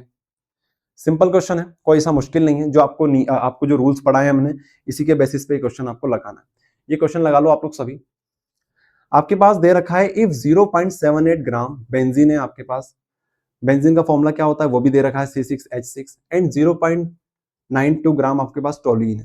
टोलीन का फॉर्मूला क्या होता है C6H5CH3, ये भी आपको दे रखा है। ये बेंजीन और टोलीन आप लोग बहुत पढ़ोगे ऑर्गेनिक केमिस्ट्री में मेरे साथ, जब आपको मैं पढ़ाऊंगा हेलो एल्केन हेलो एरीन, तब आप लोग देखोगे। Then find partial pressure of benzene and toluene, तो आपको प्रेशर ऑफ बेंजीन और टोलीन दोनों का निकालना है। टोटल भी निकालना है। टोटल कैसे करोगे? दोनों का निकाल लो, दोनों का टोटल कर दो, फिर दोनों को जोड़ देना। पहले इसका निकाल लो, फिर इसका निकाल लो, फिर दोनों को जोड़ देना, तो आपके पास दोनों चीज सॉल्व हो जाएगी। यहाँ पे आपको चीज जो चाहिए होती है, देखो फॉर्मूला देखो, आपको ये बोला निकालने के लिए, ठीक है, आप इसको कैलकुलेट कर लोगे, और ये आपको दे रखा है। ये क्या होता है? वेपर प्रेशर प्योर कंडीशन में, तो प्योर कंडीशन में आपकी केस दे रखा है ये चीज, ध्यान से देखो। ये आपको उन्होंने गिवन दे दिया है कि vapour pressure of pure benzene और प्योर टोलिन आपको ये दे रखा है। ठीक है, तो आपको ये चीज दे रखी है, आपको निकालना क्या है? जैसे मैं बेंजीन के केस में बात करूं, बेंजीन के केस में बात करूं, तो यहाँ पे आप लिखोगे पार्शियल प्रेशर ऑफ बेंजीन। अब आप लिखते हो पी नोट ऑफ बेंजीन, ठीक है, उसके बाद लिखोगे जीटा ऑफ बेंजीन। तो आपको ये तो दे रखा है उन्होंने ऑलरेडी, अब आपको ये निकालना है। ठीक है, जीटा मोल फ्रैक्शन निकालना है बेंजीन का, ये निकाल लोगे तो सॉल्व हो जाएगा। ऐसे करके टोलिन का निकाल लेना। क्या होता है? Number of moles of benzene, benzene को मैं बी लिख लेता हूँ, बेंजीन लिख लेता हूँ, benzene upon benzene plus toluene. ये तो फॉर्मूला याद कराया था आपको मैंने। ठीक है, तो नंबर ऑफ मोल्स इसके निकाल लो, फिर टोटल मोल्स निकाल लो, डिवाइड कर दो, तो आपको समझ में आ जाएगा। तो निकाल के देखना आप लोग, number of moles of benzene कितना निकलेगा। यहाँ पे नंबर ऑफ मोल्स का फॉर्मूला क्या होता है, mass given upon molecular mass, mass given upon molecular मास। तो इसका मोलिकुलर मास कैलकुलेट करना। अब यार ये करो यार, आपको करना पड़ेगा, इतने क्वेश्चन सॉल्व करा दिए, बहुत सिंपल है। मास गिवन अपॉन मोलिकुलर मास, C6H6, C कितना होता है 12 और H हमारा 1, तो 12 का गुणा करेंगे 6 के साथ, और H हमारे पास 1 होता है तो 1 का मल्टीप्लाई 6 के साथ करेंगे। तो करना बारछंग 72, 72 6 78। तो यहाँ पे आप लोग डायरेक्ट भी कर सकते हो, 0.78 अपॉन में आएगा 78, ये आ गया एक के लिए। फिर दूसरे के लिए निकाल लो, 0.78 अपॉन 78 आ गया। फिर इसके लिए क्या आएगा, इसके लिए 0.92 आ जाएगा, और अपॉन में क्या आएगा, अपॉन में इसको आप कैलकुलेट करिएगा, 12 72 72 और 72 और फिर ये 12 फिर 5 फिर 3, कितने हो जाएंगे ये हो जाएंगे आपके 92। ठीक है, तो इसको सॉल्व करेंगे, यहाँ से ये कट गया तो यहाँ पे 0, यहाँ से ये आया तो ये 0, यहाँ से ये 0, इसको सॉल्व करेंगे तो 1/10, यहाँ पे 1/10 1/10 1/10 1/10, तो इसका मतलब 1.0 अपॉन 1.0.1 प्लस 0.1, और यहाँ पे हमारे पास हो जाएगा 0.1। ठीक है, इसको सॉल्व कर लो, 0.1 अपॉन 0.2, तो ये कितना हो जाएगा हमारे पास 1/2। ठीक है, 1/2। तो 1/2 हमारे पास क्या आया, बेंजीन का आया। अगर बेंजीन का 1/2 है मोल फ्रैक्शन, तो टोलिन का कितना होगा, टोलिन का भी 1/2 होगा, आधा आधा होगा, मतलब दोनों दोनों बराबर है, आधे आधे हैं। तो बस यहाँ पे 1/2 से मल्टीप्लाई कर दो, यहाँ पे 1/2 से मल्टीप्लाई कर दो। और फिर किसके केस में, अगर टोलिन के केस में बात करोगे तो टोलिन के केस में यहाँ पे आ जाएगा 200, और यहाँ पर भी 1/2 से मल्टीप्लाई कर दो। ठीक, दोनों का बराबर ही तो आएगा मोल फ्रैक्शन। बस इस तरीके से आपको सॉल्व करना है। तो ये सारी चीजें हैं, ये आप लोग देख सकते हो, 1/2 से मल्टीप्लाई करके ये 400 का 200 हो जाएगा, 400 का 200, 200 का 100 हो जाएगा। ठीक है, और फिर टोटल का पूछे आपसे, टोटल कितना हो जाएगा, 100 और 200 300 हो जाएगा, कर लोगे ये तो ये सिंपल सा क्वेश्चन आपके लिए हो जाता है। आगे हम लोग बात करते हैं ideal and non ideal solutions की। बहुत इंपॉर्टेंट क्वेश्चन यहां से निकल के आता है, right 3 difference in ideal and non ideal solution. अच्छा, इससे पहले, ये चीज करने से पहले मैं आपको कुछ इंपॉर्टेंट क्वेश्चंस दिखा देता हूं।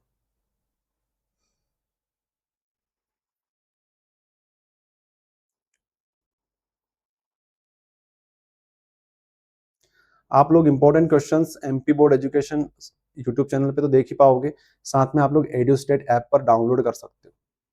ठीक है, एड्यूस्टेट ऐप पर आप लोग डाउनलोड कर पाएंगे। आप एड्यूस्टेट ऐप डाउनलोड कर लेना, लिंक डिस्क्रिप्शन में मैंने दे रखी है, वहां पे इंपॉर्टेंट क्वेश्चन के सेक्शन में चले जाना, तो इस सुपर पीडीएफ नोट्स वगैरह सब मिल जाएंगे आपको।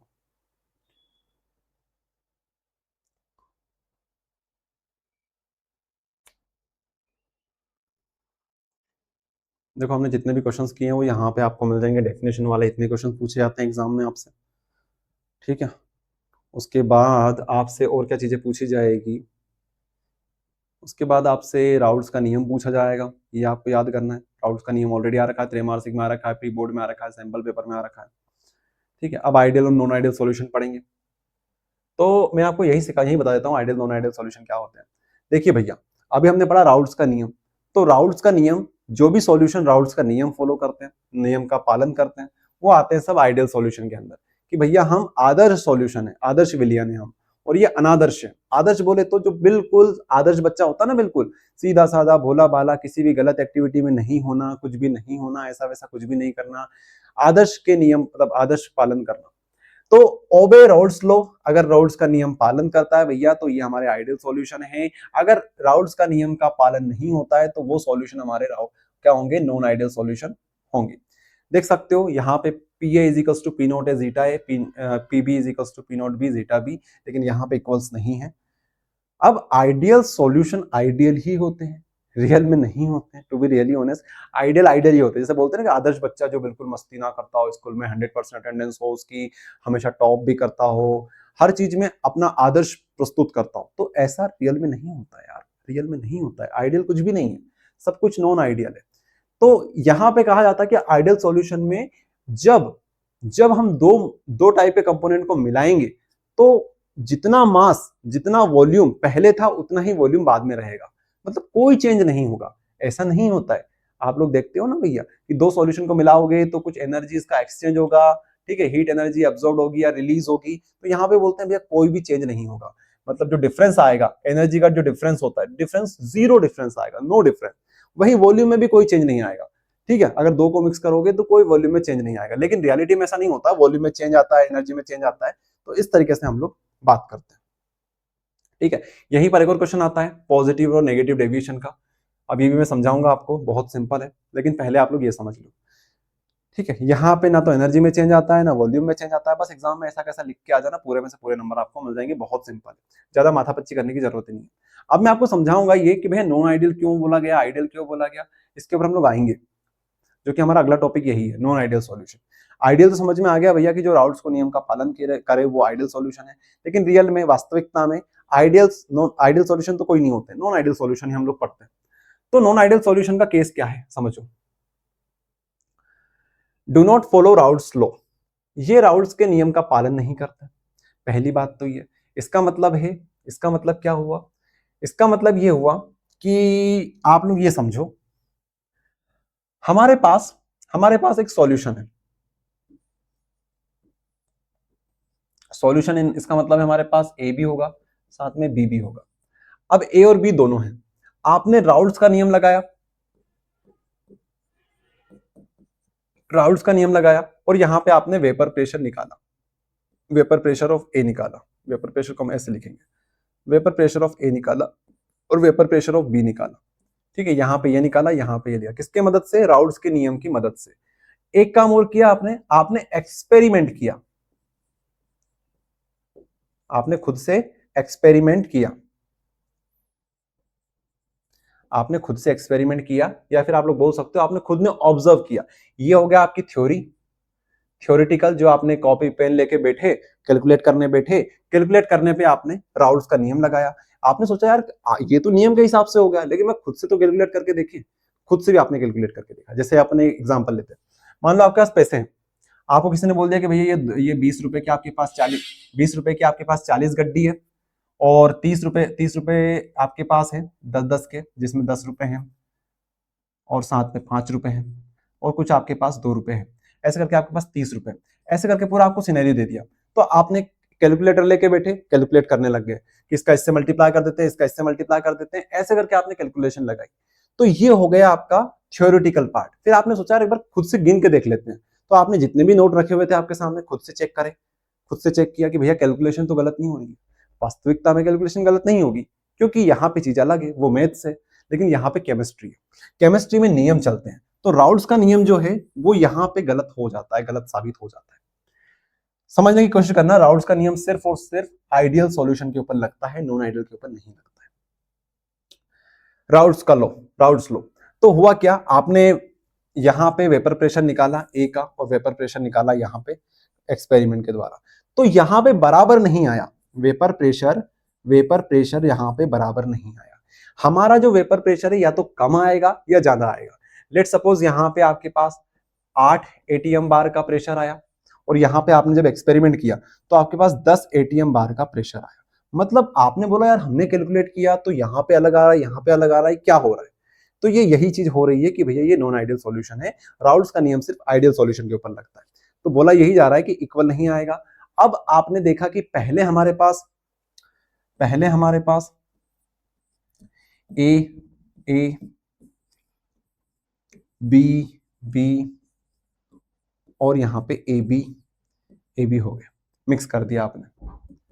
तो हुआ क्या, आपने सोचा कि यार यहाँ पे 10 लीटर था पानी, यहाँ पे 10 लीटर था, तो यहाँ पे 20 लीटर आना चाहिए, लेकिन ये भी नहीं हुआ, यहाँ पे 20 लीटर नहीं आया। क्यों नहीं आया, क्योंकि जब ये दोनों मिक्स होंगे तो कुछ एनर्जी रिलीज होगी या फिर कुछ एनर्जी एब्जॉर्ब्ड हो जाएगी मॉलिक्यूल्स के बीच में। तो यहाँ पे हो सकता है 22 लीटर आ जाए, या फिर हो सकता है यहाँ पे 18 लीटर आ जाए, 15 लीटर आ जाए, कुछ भी आ जाए, लेकिन बराबर नहीं आ रहा है। तो यहाँ पे वी मिक्स, एनर्जी मिक्स, ये आपके जीरो के बराबर नहीं आते। जीरो मतलब कोई चेंज ही नहीं आया, यहाँ पे भी 10 और यहाँ पर भी 10, तो जीरो नहीं आ रहा है, ठीक है, चेंज कोई जीरो नहीं आ रहा है।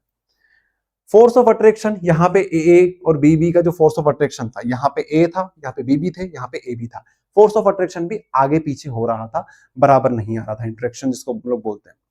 सो क्या हुआ इसका मतलब ये हुआ कि या तो हमारे पास जो हम ऑब्जर्व करेंगे वेपर प्रेशर, या तो वो ज्यादा आएगा या कम आएगा। बराबर आ जाएगा तो वो तो राउल्ट्स का नियम हो गया, तो या तो ज्यादा आएगा या कम आएगा। तो यहां से दो टर्म निकल के आती है, पॉजिटिव डेविएशन या नेगेटिव डेविएशन। या तो पॉजिटिव आएगा मतलब बढ़ के आएगा, या फिर कम होके आएगा। ठीक है, बस ये दो केस बनते हैं। तो यहां से जो इंपॉर्टेंट चीज है मैं आपको बताऊंगा, आप चिंता बिल्कुल मत करो। यहां से जैसे क्वेश्चन अभी तक बने हैं और आज तक मतलब जो क्वेश्चन बन सकते हैं सब कुछ मैं आपको बताऊंगा, कुछ भी एक्स्ट्रा चीज नहीं है इसमें, बहुत सिंपल चीज है। तो एक हमारे पास नेगेटिव डेविएशन, एक पॉजिटिव डेविएशन। जैसे मान लो हमने एक्सपेरिमेंट किया, खुद से एक्सपेरिमेंट किया, वहां पर 8 एटीएम आया हमारे पास वेपर प्रेशर, यहां पे आया 10 एटीएम का। तो ये किसका एग्जांपल है? ये नेगेटिव डेविएशन का एग्जांपल है। यहां पे हमने ऑब्जर्व किया, यहां पे 12 एटीएम आया और यहां पे 10 एटीएम का था प्रेशर। तो ये क्या हो गया हमारा? ये हमारा पॉजिटिव डेविएशन का एग्जांपल हो गया। अब यहां पे क्या हुआ होगा ये समझने की बात है। ठीक है, यहां पे क्या हुआ होगा ये समझने की बात है। तो ये हमारे पास कंटेनर है दो, फिर से। ठीक है, यहां पे हमारे पास ए, ये हमारे पास बी और बी, और यहां पे दोनों को मिक्स कर देंगे तो हो जाएगा हमारे पास complete solution A B A B. ठीक है, इतना आपको समझ में आया? A A A A A A B B A B A B.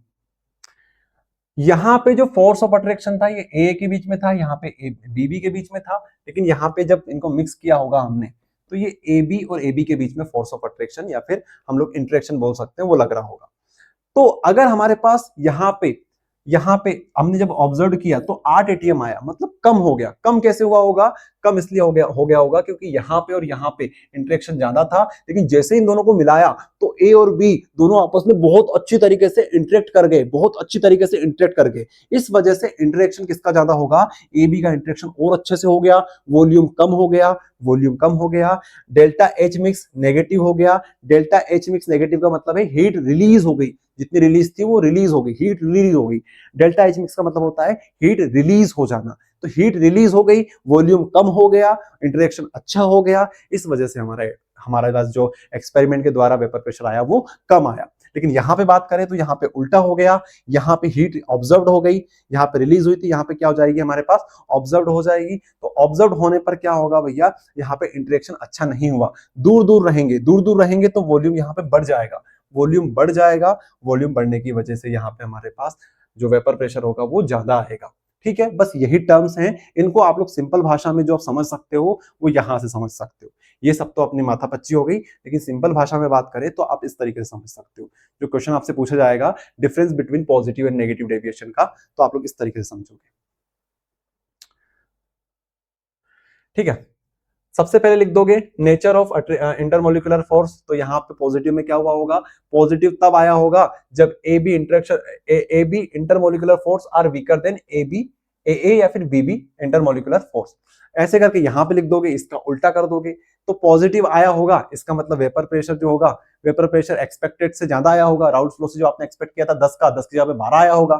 ये करके लिख दोगे आप लोग। डेल्टा एच मिक्स यहाँ पे पॉजिटिव होगा क्योंकि पॉजिटिव की बात कर रहे हैं। वॉल्यूम भी यहाँ पे इंक्रीज हो जाएगा क्योंकि पॉजिटिव की बात कर रहे हैं। यहाँ पे नेगेटिव, यहाँ पे नेगेटिव। और भी आप पॉइंट्स याद करना चाहो तो याद कर सकते हो, बट ये 3 नंबर में क्वेश्चन आता है तो 3 डिफरेंस बहुत है। फॉर्मेशन ऑफ एजियोट्रोप, एजियोट्रोप आपको आगे टॉपिक देखने को मिलेगा। तो देखो अभी आप लोग इतना समझो, एजियोट्रोपिक में पढ़ाऊंगा ना आपको तो समझ में जाएगा। अब ये समझो कि ये मिनिमम बॉइलिंग पॉइंट एजियोट्रोप होते हैं। तो पॉजिटिव के केस में नेगेटिव लिखना है, पॉजिटिव के केस में मिनिमम लिखना है, और नेगेटिव के केस में मैक्सिमम बॉइलिंग एजियोट्रोप का ये एग्जांपल है। ठीक है, इस तरीके से आपको बताना है, बस ये चीज याद रखना। और अगर आप अभी याद नहीं करना चाहते तो कोई दिक्कत नहीं, आप धीरे धीरे याद कर लोगे। एग्जाम्पल याद करना चाहो तो ये एग्जाम्पल्स हैं, ये आप याद कर सकते हो। ठीक है, तो ये कंप्लीट पीडीएफ है जो आपको एडियोस्टेट ऐप पर मिल जाएगी। बाकी यहाँ पे आ जाओ, 3 डिफरेंस 4 डिफरेंस अपने बहुत सारे कर लिए, आप धीरे धीरे याद कर लोगे, उसकी चिंता मत करो, समझना जरूरी है। ठीक है, चलो आगे बढ़ते हैं, आगे बढ़ते हैं। ठीक है, ये पॉजिटिव एंड नेगेटिव डेविएशन परीक्षा बोर्ड में भी दे रखा है, आप चाहे तो वहां से भी याद कर सकते हो, सेम चीजें है वहां पर भी, कोई अंतर नहीं है, सेम टू सेम सारी चीजें। अब हमारे पास नेक्स्ट टॉपिक आता है कॉलीगेटिव प्रॉपर्टीज। कौन सा टॉपिक है हमारे पास? कॉलीगेटिव प्रॉपर्टीज का। क्या होती है कॉलीगेटिव प्रॉपर्टीज?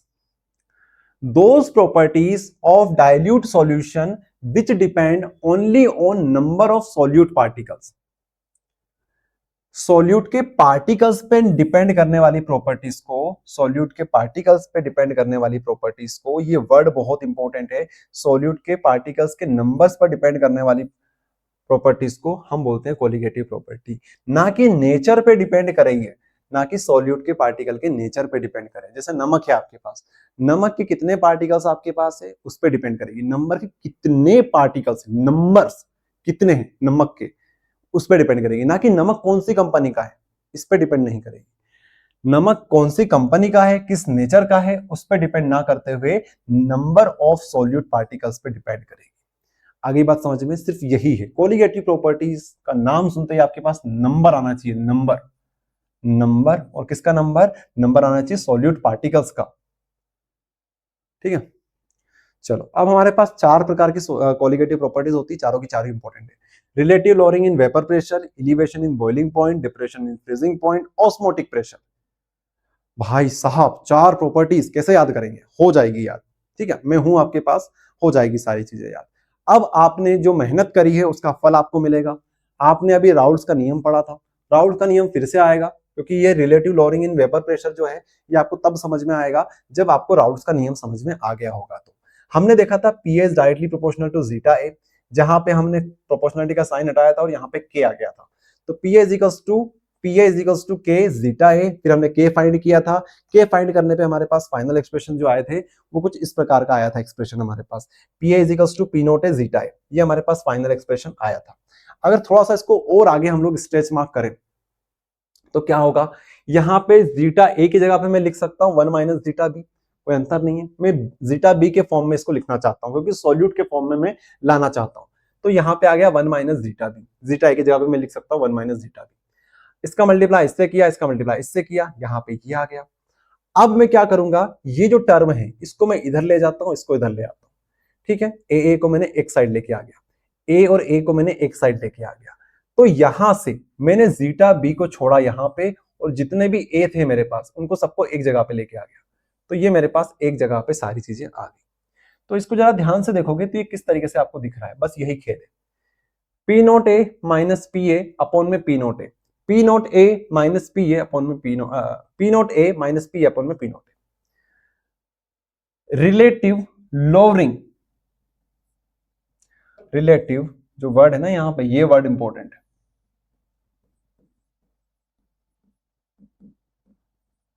रिलेटिव मतलब किसी से हम कंपेयर कर रहे हैं, किसी से हम कंपेयर कर रहे हैं, तो हम ये जो टर्म है इसको कंपेयर कर रहे हैं ऊपर की टर्म से। तो relative lowering in vapour pressure, तो आप देखोगे यहां पे कम हो गया है वेपर प्रेशर, यहाँ पे पी नोट है, यहाँ पर पी नोट है, लेकिन यहाँ पे माइनस हो गया है पी ए।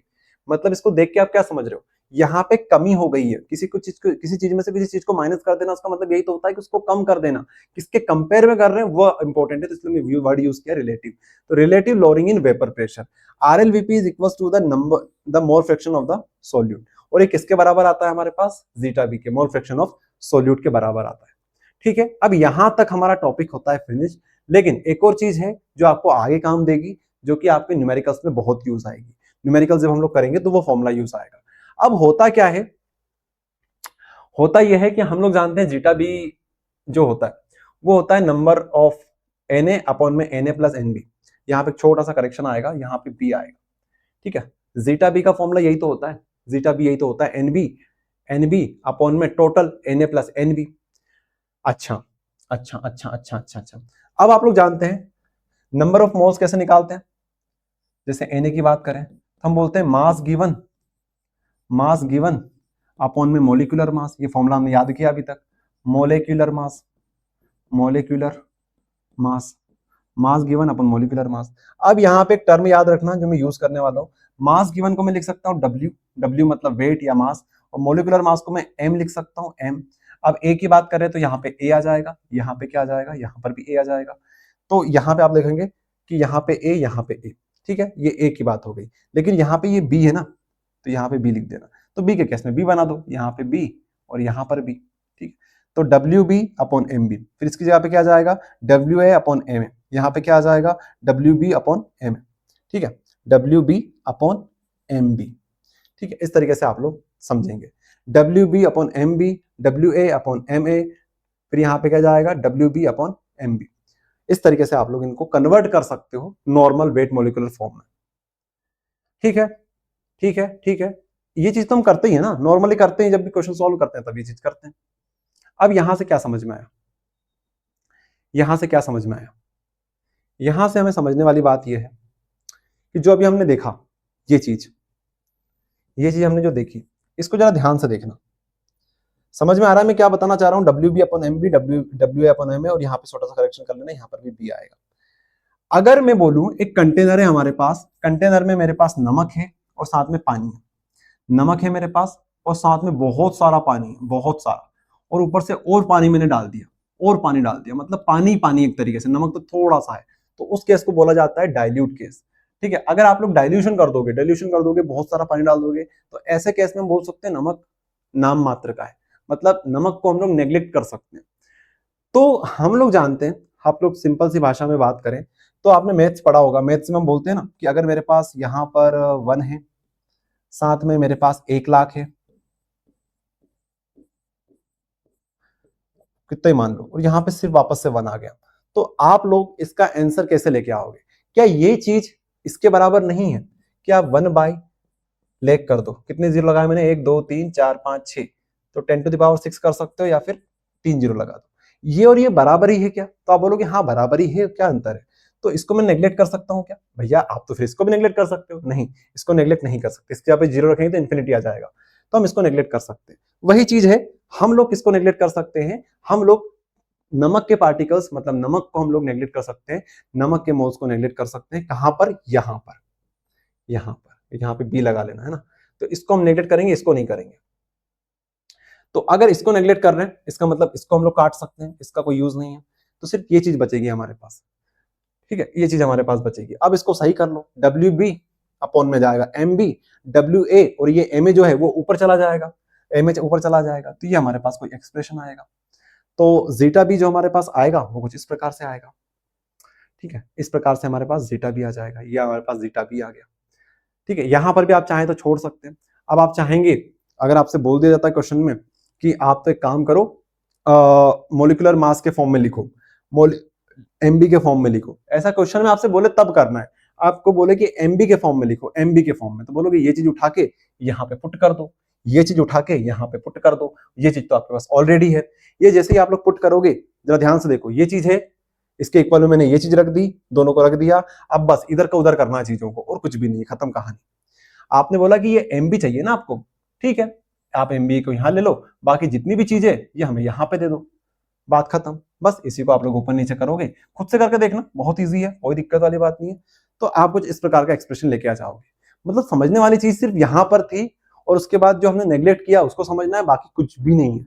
सिर्फ और सिर्फ हम इधर उधर कर रहे हैं चीजों को, और लास्ट में हमारे पास ये एक्सप्रेशन आ जाएगा। अब ये डब्ल्यू बी क्या है, पी नोट ए क्या है, सब कुछ यहाँ पे लिखा हुआ है, चेक कर लेना।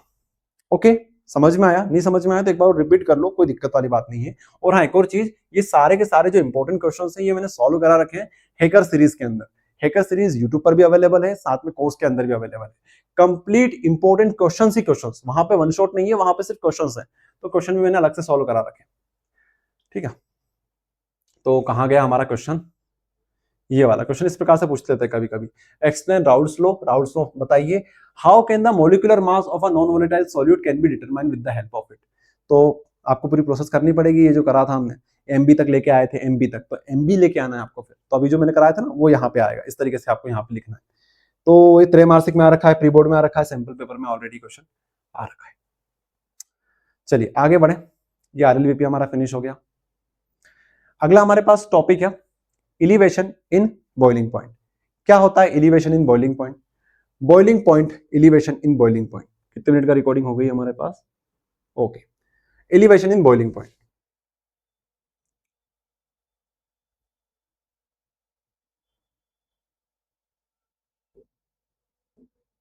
Elevation in boiling point.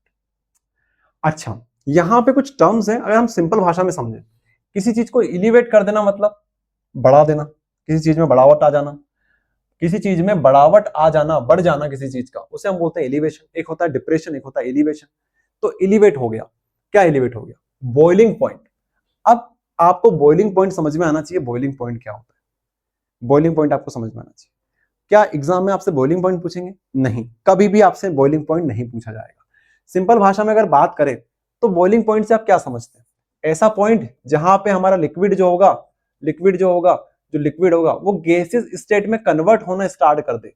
Liquid से गैस स्टेट में जब कन्वर्ट होना स्टार्ट कर देगा लिक्विड से गैसियस स्टेट में कन्वर्ट करना स्टार्ट हो जाएगा हमारा लिक्विड, उस पॉइंट को हम लोग बोलते हैं बॉइलिंग पॉइंट। उस पॉइंट को हम लोग बोलते हैं बॉइलिंग पॉइंट।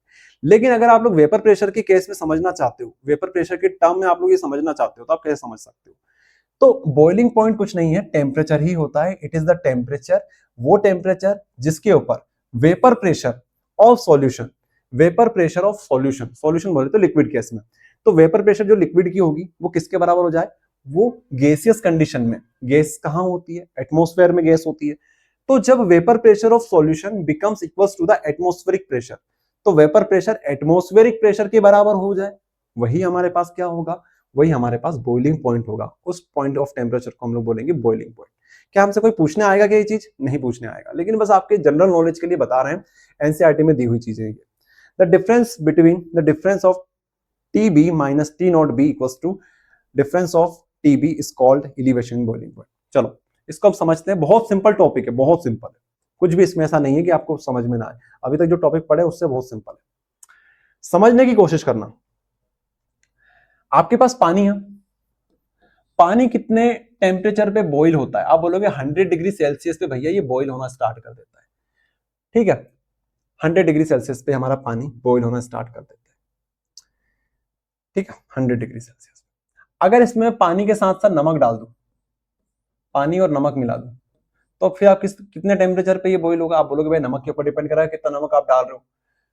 तो आप बोलोगे अगर नमक आपने डाल दिया, थोड़ा भी डाला, कितना भी डाला, तो हमेशा 100 डिग्री सेल्सियस से बढ़ के ही आएगा।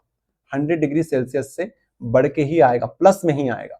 हो सकता है ये 105 हो जाए, 104 हो जाए, 103 हो जाए, 102 हो जाए, कितना भी हो सकता है। ठीक है, हम लोग एग्जांपल मान लेते हैं 105। तो अगर आप लोग कुछ नॉन वोलेटाइल चीज डाल दोगे लिक्विड के अंदर, नॉर्मल लिक्विड के अंदर, सो वहां पे टेम्परेचर इंक्रीज हो जाएगा। और उसमें जो डिफरेंस आएगा, कितने का डिफरेंस आया बताओ? 100 और यहाँ पे 105 हो गया, तो कितने डिग्री का डिफरेंस आया? 5 का डिफरेंस आया।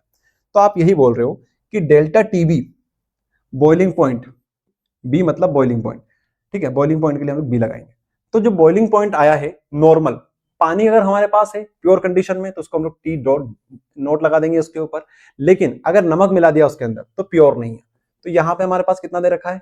इम्प्योर का 105 और प्योर हमारे पास कितना दे रखा है? 100 डिग्री, 100। तो हम लोग किसमें से किसको माइनस करेंगे? टीबी में से टी नोट बी को माइनस कर देंगे, टीबी में से टी नोट बी को माइनस करेंगे। तो हमारे पास चेंज आ जाएगा कि कितने का अंतर आया है, कितने का अंतर आया हमारे पास? 5 डिग्री का अंतर आया हमारे पास। तो बस यही बोला जाता है कि the difference TB minus T naught B equals to delta TB is called elevation in boiling point. कितना एलिवेशन हो गया है? 5 डिग्री का एलिवेशन यहाँ पे हो गया है। आई बात समझ में? यहाँ पे देखो सिंपल भाषा में लिख दिया कि टीबी क्या है, टी नोट बी क्या है। ठीक है, चलो अब यहाँ पे आपका दिमाग लगाने की कोई जरूरत नहीं है, क्योंकि कुछ चीजें हमें एक्सपेरिमेंट से मिली हुई है। ऑलरेडी एक्सपेरिमेंट किए गए, तब जाके हमें कुछ चीजें मिली है। ठीक है, क्या चीजें हैं वो ये है कि जो हमने डेल्टा टीबी समझा है, डेल्टा टीबी बोले तो चेंज, 5 डिग्री का जो चेंज आया उसको बोलते हैं डेल्टा टीबी चेंज। ये जो चेंज आया है डेल्टा टीबी, ये देखा गया है कि ये डायरेक्टली प्रोपोर्शनल होता है भैया, ये डायरेक्टली प्रोपोर्शनल होता है एम के। एम क्या है? मोलालिटी, मोलालिटी, मोलारिटी नहीं, मोलालिटी, स्मॉल एम यूज कर रहा हूं मैं। इसके डायरेक्टली प्रोपोर्शनल होता है। प्रोपोर्शनलिटी का साइन हटाओगे तो कांस्टेंट आ जाएगा, कांस्टेंट आ जाएगा। यहाँ पे जो कांस्टेंट होगा उसको हम लोग के और बी बोलेंगे, क्योंकि यहाँ पे बॉइलिंग पॉइंट की बात चल रही है। अब एग्जाम में आपसे पूछा जाएगा कि के बी क्या है? तो के बी क्या है? इसका नाम दिया गया है मोलार एलिवेशन कांस्टेंट या फिर इबुलियोस्कोपिक कांस्टेंट। याद रखना ये वर्ड, मोलार एलिवेशन कांस्टेंट या इबुलियोस्कोपिक कांस्टेंट।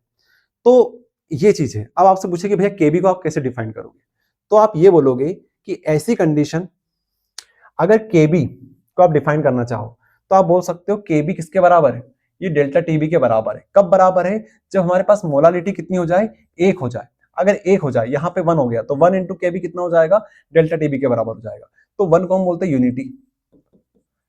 ठीक है, तो ये बोल रहा जाएगा 10 मोलार एलिवेशन कांस्टेंट जो होगा, मोलार एलिवेशन कांस्टेंट होगा, may be defined as the elevation in boiling point is equals to elevation in boiling point when the molality of the solution becomes unity.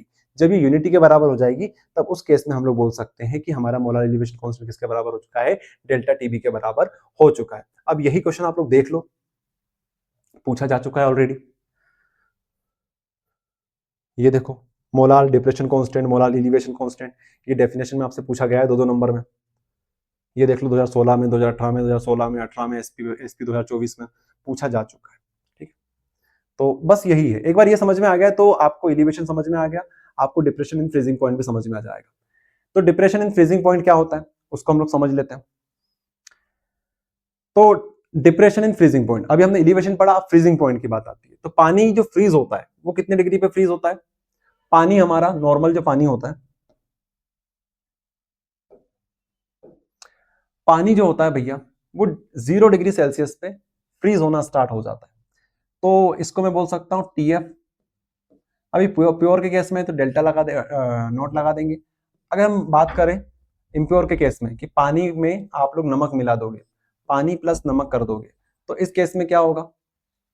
इस केस में क्या होगा?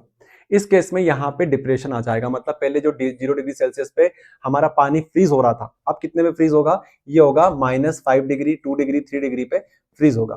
फिर से आप लोग लिखोगे डेल्टा टीएफ, डेल्टा टीएफ, ये क्या होगा? इन दोनों के डिफरेंस के बराबर आएगा। तो डिफरेंस में आप लोग ये देख सकते हो delta TF minus TF, delta TF minus TF.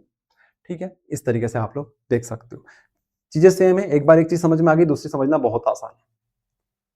Okay, ये चीजें आप लोग देख सकते हो। वही चीजें हैं, एक्सपेरिमेंट से पता चला कि ये भी मोलालिटी के ऊपर डिपेंड करता है। फिर यहाँ पे जो आएगा, यहाँ पे केएफ आएगा। केएफ को हम लोग क्या बोलते हैं? Molar depression constant. Elevation constant था, ये डिप्रेशन कांस्टेंट है। क्रायोस्कोपिक कांस्टेंट भी इसको बोला जाता है। इसको डिफाइन करने के लिए आप बोलोगे कि केएफ किसके बराबर होता है? डेल्टा टीएफ के बराबर होता है। कब होता है? जब हमारे पास मोलारिटी यूनिटी के बराबर हो जाए। मोलारिटी ऑफ सॉल्यूशन इज 1 या फिर यूनिटी आप लोग बोल सकते हो। तो इस तरीके से आप लोग इसे एक्सप्लेन कर सकते हो। तो डिप्रेशन हो या एलिवेशन हो, एक समझ में आ गया तो दूसरा समझना बहुत आसान है, कोई मुश्किल नहीं है। चलो, ये हमारे पास हुआ, आरएलवीपी खत्म हो गया, एलिवेशन खत्म हो गया, डिप्रेशन खत्म हो गया। अब आता है ऑस्मोटिक प्रेशर। ये इतना मुश्किल नहीं है, समझना बहुत आसान है, समझने की कोशिश बस आप लोग करिएगा। ऑस्मोटिक प्रेशर क्या होता है? When a pure solvent and its solution, when a pure solvent and its solution with a non volatile solute, solution के अंदर नॉन वोलेटाइल सॉल्यूट भी है, are separated by a semi permeable membrane. इनको separate हम लोग कर दें, solvent को और सॉल्यूशन को दोनों को अलग अलग कर दें, एक सेपरेट कर दें एक मेम्ब्रेन के द्वारा, सेमी परमिएबल मेम्ब्रेन के द्वारा। क्या होती है semi permeable membrane? Then solvent particles pass through the membrane from the solvent side to the solution side. हमारे पास कुछ इस प्रकार का सिस्टम है कि हमारे पास सॉल्वेंट है एक साइड, जहां पे मान लो पानी पानी है, यहां पे सॉल्यूट भी है और सॉल्वेंट भी है, मतलब सॉल्यूशन बना हुआ है। ऐसे केस में हमने इनको जो सेपरेट कर रखा है, ये बहुत इंपॉर्टेंट है, semi permeable membrane. Semi permeable membrane के द्वारा इनको हमने सेपरेट कर रखा है। अब सेपरेट कर रखा है सेमी परमिएबल मेम्ब्रेन के द्वारा। ये छन्नी होती है एक तरीके से, ठीक है, छन्नी होती है ना, चाय छन्नी, वैसी होती है। इसमें छोटे छोटे छोटे छोटे पोर्स होते हैं, मतलब होल्स होते हैं, जो क्या करते हैं, जो सिर्फ और सिर्फ जो सॉल्वेंट होता है, जो सॉल्वेंट होता है, पानी होता है, उसको तो आर से पार चली जाने देती है, यहां से यहां जा सकता है, यहां से यहां जा सकता है। सॉल्वेंट इधर से उधर जा सकता है, मतलब इधर से उधर भी जा सकता है, प्रेशर लगेगा तब। लेकिन अभी आप ये समझो कि सॉल्वेंट इधर से इधर जा सकता है, ये इस तरीके से बाहर हो सकता है। लेकिन जो सोल्यूट होता है, सोल्यूट सोल्यूट जो होता है, सोल्यूट इधर से इधर नहीं जा सकता, क्योंकि सोल्यूट के पार्टिकल्स बड़े होते हैं। सोल्यूट के पार्टिकल्स बड़े होते हैं, सोल्वेंट बहुत छोटे छोटे होते हैं, तो वो तो चले जाते हैं, लेकिन सोल्यूट के पार्टिकल इधर से उधर नहीं जाते। तो ऐसे केस में हमने कुछ इस प्रकार से सिस्टम लगा रखा है, मतलब सॉल्वेंट के जो पार्टिकल्स है वो तो इस तरफ आ रहे हैं, इस तरफ मूव ऑन कर रहे हैं, लिखा है ना यहाँ पे, through membrane from solvent side to solution side. तो इस फिनोमिना को बोला जाता है ऑस्मोसिस। इस फिनोमिना को बोला जाता है ऑस्मोसिस। ऑस्मोसिस में क्या होता है? सॉल्वेंट के सॉल्यूशन के साइड, सॉल्वेंट के जो पार्टिकल्स होते हैं वो सॉल्यूशन के साइड आते हैं, ठीक है, तो ऑस्मोसिस होता है। लेकिन लेकिन लेकिन हमें पढ़ना है ऑस्मोटिक प्रेशर। तो भैया इस फिनोमिना को रोकने के लिए इस फिनोमिना को रोकने के लिए हम क्या करते हैं, एक्स्ट्रा प्रेशर लगाते हैं। The extra pressure exerted over the solution side, इस साइड से हम प्रेशर लगाएंगे कि अब आके बताओ तुम इधर, ये इधर आएंगे, हमने इधर से प्रेशर लगाया तो क्या होगा, the extra pressure exerted over the solution side which stop osmosis.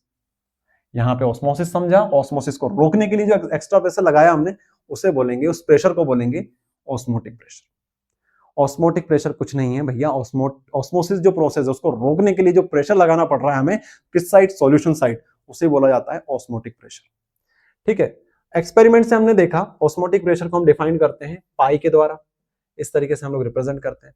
Experiment से पता चला हमें, कुछ भी इसमें समझने वाली चीज नहीं है, एक्सपेरिमेंट के द्वारा पता चला कि pi is directly proportional to C, C बोले तो कंसंट्रेशन, और pi is directly proportional to temperature. Therefore हम लोग लिख सकते हैं pi is equals to C R और टी, जहां पे आर क्या है हमारे पास, कांस्टेंट है। ठीक है, गैस कांस्टेंट है।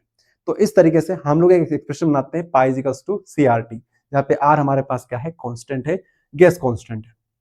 ठीक है, बस इस तरीके से आप लोग इसको याद कर लेना, और कुछ भी नहीं है इसमें।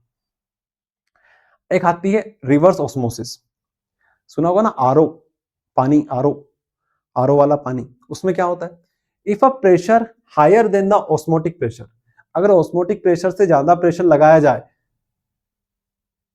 हायर देन ऑस्मोटिक प्रेशर, इससे भी ज्यादा प्रेशर लगाया जाए, और यहां से जो सॉल्यूशन के पार्टिकल्स हैं, सॉरी सॉल्वेंट के पार्टिकल्स हैं, वो इस तरफ जाने लग जाएं, इस तरफ जाने लग जाएं, इतना प्रेशर लगाए कि हम ऑस्मोसिस को तो रोक ही दें, साथ में हमारे जो सॉल्वेंट के पार्टिकल्स है, जो सॉल्यूशन साइड प्रेजेंट है, वो उस तरफ जाने लग जाए, is applied on the solution side, the solvent will flow from solutions into the pure solvent through the SPM, semi permeable membrane. This process is called reverse osmosis. तो reverse osmosis इसको बोलते हैं। ऑस्मोसिस हो रहा था, अब ये reverse osmosis हो गया, तो इसे बोलते हैं रिवर्स ऑस्मोसिस, आरओ। आरओ, तो ये भी सिंपल है, पढ़ सकते हो आप लोग, समझ सकते हो, कोई इसमें अंतर नहीं है। आगे बढ़ते हैं, आइसोटोनिक सॉल्यूशन क्या होते हैं, नाम में क्लियर है, आइसोटोनिक, ये छोटी छोटी डेफिनेशन है जो आपसे पूछी जा सकती है, बताऊंगा आपको मैं, कितनी बार आ चुकी है परीक्षा में। Isotonic solution, the solution which have same osmotic pressure are called isotonic. ऐसे दो सॉल्यूशंस, पहला सॉल्यूशन और दूसरा सॉल्यूशन, जिनमें क्या हो, जिनमें विच हैव सेम ऑस्मोटिक प्रेशर, जब दोनों का ऑस्मोटिक प्रेशर सेम होगा तो उसको बोलेंगे कि एक दूसरे के ये आइसोटोनिक है, एक दूसरे के ये कैसे, आइसोटोनिक है। एग्जांपल दिया हुआ है 0.9% solution of NaCl and is isotonic with human blood corpuscles. तो ह्यूमन ब्लड कार्पसल्स के NaCl का अगर आप 0.9% सॉल्यूशन लोगे तो वो आइसो होगा, आइसो मतलब सेम, इक्वल होगा, आइसोटोनिक सॉल्यूशन कहलाएगा। तो पाई 1 इज इक्वल्स टू पाई 2 होता है, इस केस में आइसोटोनिक कहलाएगा। एक होता है हाइपोटेनिक और हाइपरटोनिक, इतना इंपॉर्टेंट नहीं है, यही इंपॉर्टेंट है बट समझने की बात है। हाइपोटोनिक के केस में सेकंड वाला ज्यादा होता है, हाइपरटोनिक के केस में फर्स्ट वाला ज्यादा होता है, बस यही है। Solution 1 in hypotonic, in solution 2, solution 1 is in hypertonic to solution 2, इस तरीके से आप लोग समझ सकते हो। तो ये भी एक टॉपिक है जो आपको थोड़ा बहुत ओवरव्यू होना चाहिए, मेन तो आइसोटोनिक है, ये कोई इतने खास नहीं है। चलिए आगे हम लोग बात करते हैं नेक्स्ट टॉपिक की, जो कि हमारे पास है वेंट ऑफ फैक्टर। क्या है went of factor? Went of factor समझने से पहले आप लोग ये समझिए कि कॉलिगेटिव प्रॉपर्टीज में जो हमने अभी तक पढ़ा है, हमने ये देखा है कि relative lowering in vapour pressure हो, वहां पर भी colligative property number of solute particles पे डिपेंड करती है। ठीक है, तो यहीं पे चीज आती है हमारे पास, यहां पे देख लो relative lowering in vapour pressure में, यहां पे देख लो एलिवेशन इन बॉइलिंग पॉइंट में, यहां पे देख लो डिप्रेशन इन फ्रीजिंग पॉइंट में, ऑस्मोटिक प्रेशर में देख लो आप number of moles of solute पे डिपेंड कर रहा है। लेकिन ये जो सारे के सारे सॉल्यूट्स हैं वो कैसे सॉल्यूट्स हैं? वो हमारे पास नॉन इलेक्ट्रोलाइट सॉल्यूट्स हैं। नॉन इलेक्ट्रोलाइट क्या होता है? नॉन इलेक्ट्रोलाइट समझने से पहले आप लोग इलेक्ट्रोलाइट समझिए। इलेक्ट्रोलाइट्स क्या होते हैं? इलेक्ट्रोलाइट ऐसे सब्सटेंस होते हैं that can dissolve in solution and break into ions. Electrolytes solution में जाने के बाद आयंस में ब्रेक डाउन हो जाते हैं और इलेक्ट्रिसिटी को कंडक्ट कर सकते हैं, उनको बोलते हैं इलेक्ट्रोलाइट्स। और नॉन इलेक्ट्रोलाइट आयंस में ब्रेक डाउन नहीं होते हैं, जैसे ग्लूकोज हो गया, शुगर हो गई, शुगर केन हो गया, ये इलेक्ट्रोलाइट्स मतलब ये हमारे आयंस में ब्रेक डाउन नहीं होते हैं। सो क्या प्रॉब्लम है यार, नॉन इलेक्ट्रोलाइट इलेक्ट्रोलाइट, क्या ऐसा केस आ गया कि ये जो सारी टर्म्स हैं ये सिर्फ और सिर्फ नॉन इलेक्ट्रोलाइट के लिए, इलेक्ट्रोलाइट के लिए नहीं है? समझने की कोशिश करो यार, ये जितने भी हमने पढ़े हैं कोलिगेटिव प्रॉपर्टी, ये नंबर्स पे डिपेंड करते हैं, नंबर, और नंबर चेंज हो सकता है अगर वो टूट जाएगा तो। क्या मतलब हुआ इसका, समझो यहां पर। जैसे हमारे पास इलेक्ट्रोलाइट है, नमक, नमक इलेक्ट्रोलाइट होता है। नमक हमने देखा कि हमारे पास 1 मोल है, तो हमने बोला कि ठीक है, कोलिगेटिव प्रॉपर्टी कितनी हो गई इसकी, 1। लेकिन जब हमने देखा कि ये जैसे ही सॉल्यूशन में गया तो यहां पे ये ब्रेक डाउन हो गया आयंस में, और यहां पे 2 मोल्स बन गए, यहां पे 1 मोल था, यहां पे 2 मोल्स बन गए। तो यहां से कंफर्म हुआ कि भैया जो भी हमने पढ़ा है कोलिगेटिव प्रॉपर्टी, ये नॉन इलेक्ट्रोलाइट के ऊपर वैलिड है, इलेक्ट्रोलाइट के ऊपर वैलिड नहीं है, क्योंकि इलेक्ट्रोलाइट क्या होते हैं, ब्रेक डाउन हो जाते हैं। जैसे आपने यहां पे देखा, यहां पे 1 था और यहां पे डबल हो गए। तो ऐसे केसेस के लिए हमारे पास एक टर्म आती है वेंट ऑफ फैक्टर, जो इस प्रॉब्लम का सॉल्यूशन निकाल के देता है कि इस प्रॉब्लम का सॉल्यूशन क्या है, कि हमारे पास अगर इलेक्ट्रोलाइट आ गए तो उस केस में तो जो अभी तक हमने पढ़ा सब धरा का धरा रह जाएगा, कोई काम का ही नहीं है। तो काम का रहेगा, कैसे रहेगा काम का, वो देखिए यहां पे। जो हमने देखा कि ऑब्जर्व्ड कोलिगेटिव प्रॉपर्टी और ये जो हमने कैलकुलेट किया, कैलकुलेट कोलिगेटिव प्रॉपर्टी, ये दोनों बराबर नहीं है, समान नहीं है। सो यहां से इंट्रोड्यूस होता है went of factor. Went of factor क्या बोलता है कि आपको इतना समझ में आया है कि ज्यादा कोई गलती नहीं हुई हमसे, गलती सिर्फ ये हुई है कि हम यहाँ पे 1 मान के चल रहे थे, लेकिन सॉल्यूशन के बाद ये 2 आ गई। तो आप ये कर सकते हो कि जितने मोल्स बड़े हैं, जितने जितने आयंस में ये ब्रेकडाउन हुआ है, उससे आप मल्टीप्लाई कर दो, सिर्फ इतना ही बोलता है ना। तो ये फैक्टर है, कितने ज्यादा पार्टिकल बन रहे हैं या घट रहे हैं। जैसे कि यहाँ पे क्या हुआ, यहाँ पे डिसोसिएशन हो गया, लेकिन कभी कभी एसोसिएशन भी हो सकता है, एग्जांपल आएगा हमारे पास एसोसिएशन का भी। तो ऐसे केस में आपके पास आता है आई फैक्टर, जो बोलता है कि आपके पास कितने आए डिसोसिएशन के बाद, बाद में हमारे पास आए 2। पहले कितने थे टोटल नंबर ऑफ मॉलिक्यूल्स, पहले कितने थे, पहले हमारे पास 1 था एसोसिएशन या डिसोसिएशन के केस में। तो हमारे पास आई आया कितना, 2। तो हम क्या कर सकते हैं, जो अभी तक हमने पढ़ा है उन सभी में आई से मल्टीप्लाई कर देंगे। क्या करेंगे, आई से मल्टीप्लाई कर देंगे। बस यही बताता है हमें वेंट ऑफ फैक्टर। जैसे हमने ये सब पढ़ा है, इसमें सिर्फ आई से मल्टीप्लाई कर दो, तो ये हमारे पास इलेक्ट्रोलाइट के केस में भी चीजें काम करने लग जाएगी। जैसे ये था, इसमें आप मल्टीप्लाई कर दो आई का, यहाँ पे मल्टीप्लाई कर दो आई का, यहाँ पे मल्टीप्लाई कर दो आई का, यहाँ पे मल्टीप्लाई कर दो आई का, बस कहानी खत्म। बस इतना सा काम करता है वेंट ऑफ फैक्टर। जो प्रॉब्लम थी उसका सॉल्यूशन इस तरीके से हमने निकाला है। और क्या चीजें हैं इसमें पढ़ने लायक, डेफिनेशन पढ़ सकते हो, it is the ratio of observed colligative property to the calculated colligative property. Normal molecular mass और जो एबनॉर्मल आ रहा है उसको देख लो, नॉर्मल वर्सेस एबनॉर्मल, ये आप रेशियो निकाल सकते हो। तो यही बताता है हमें वेंट ऑफ फैक्टर। NaCl के केस में आप देखोगे तो आई फैक्टर कितना आएगा, हमारे पास 2 आएगा, क्योंकि 2 टूट गए इस तरीके से। MgCl2 के केस में देखो तो Mg2+, यहाँ पे 2Cl आ जाएंगे हमारे पास, तो Mg और 2Cl कितने हो जाएंगे, 3, 3/1, यहाँ पे 3 आ गया। तो इस तरीके से वेंट ऑफ फैक्टर आप लोग कैलकुलेट कर सकते हो। अब ये था हमारे पास डिसोसिएशन का केस, यहाँ पे टूट रहे थे तो हमारे पास नंबर्स बढ़ के आ रहे थे। लेकिन ऐसा भी हो सकता है जब जुड़ जाए, जैसे डायमर के केस में, डामर समझते हो, रोड बनता है डामर का, वहां पे क्या होता है, डायमर एसोसिएशन हो जाता है। जैसे हमारे पास CH3COOH है, एसिटिक एसिड, तो इसके 2 मॉलिक्यूल्स लेंगे तो यहाँ पे जुड़ के हमारे पास एक ही हो जाएगा। ये इस तरीके से 2 मॉलिक्यूल्स थे, ये पूरा अब एक ही बन चुका है। तो ये हमारे पास एसोसिएशन का एग्जांपल हो गया। तो आई फैक्टर कितना आएगा, 1/2 आएगा। ओके, इस तरीके से आप लोग चीजें देख सकते हो। और क्या है मेन चीज इसमें काम की, मेन चीज जो आपको मैंने बताई वही है, इसके बारे में और थोड़ा सा पढ़ सकते हो। हालांकि इतना इंपॉर्टेंट टॉपिक नहीं है, तो आप लोग चाहें तो इसे स्किप भी कर सकते हो। बाकी जो चीजें मैंने बताई है मोर देन सफिशिएंट है। ठीक है, यहाँ पे आप लोग देख सकते हो, आई फैक्टर से मल्टीप्लाई करते जाओगे करते जाओगे करते जाओगे, तो आपके पास फाइनल एक्सप्रेशन आते जाएंगे। जो चीज आपने पढ़ी है वो कुछ भी गलत नहीं होगी, सिर्फ आई से मल्टीप्लाई कर दोगे तो ये इलेक्ट्रोलाइट के केस में भी वैलिड रहेगा।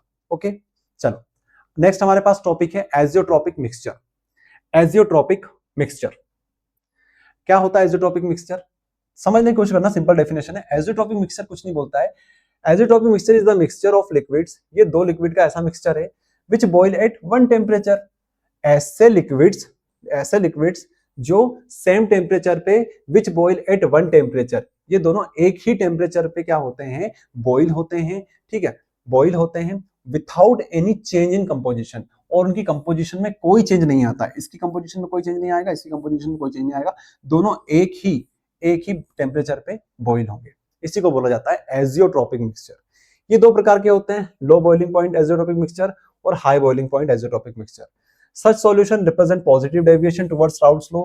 हमने पॉजिटिव नेगेटिव डेविएशन पढ़ी थी ना, वहां पे मैंने आपको बोला था कि पॉजिटिव के केस में नेगेटिव लिख देना, नेगेटिव के केस में लोअर लिख देना, मतलब नेगेटिव के केस में पॉजिटिव वाला, पॉजिटिव के केस में नेगेटिव वाला।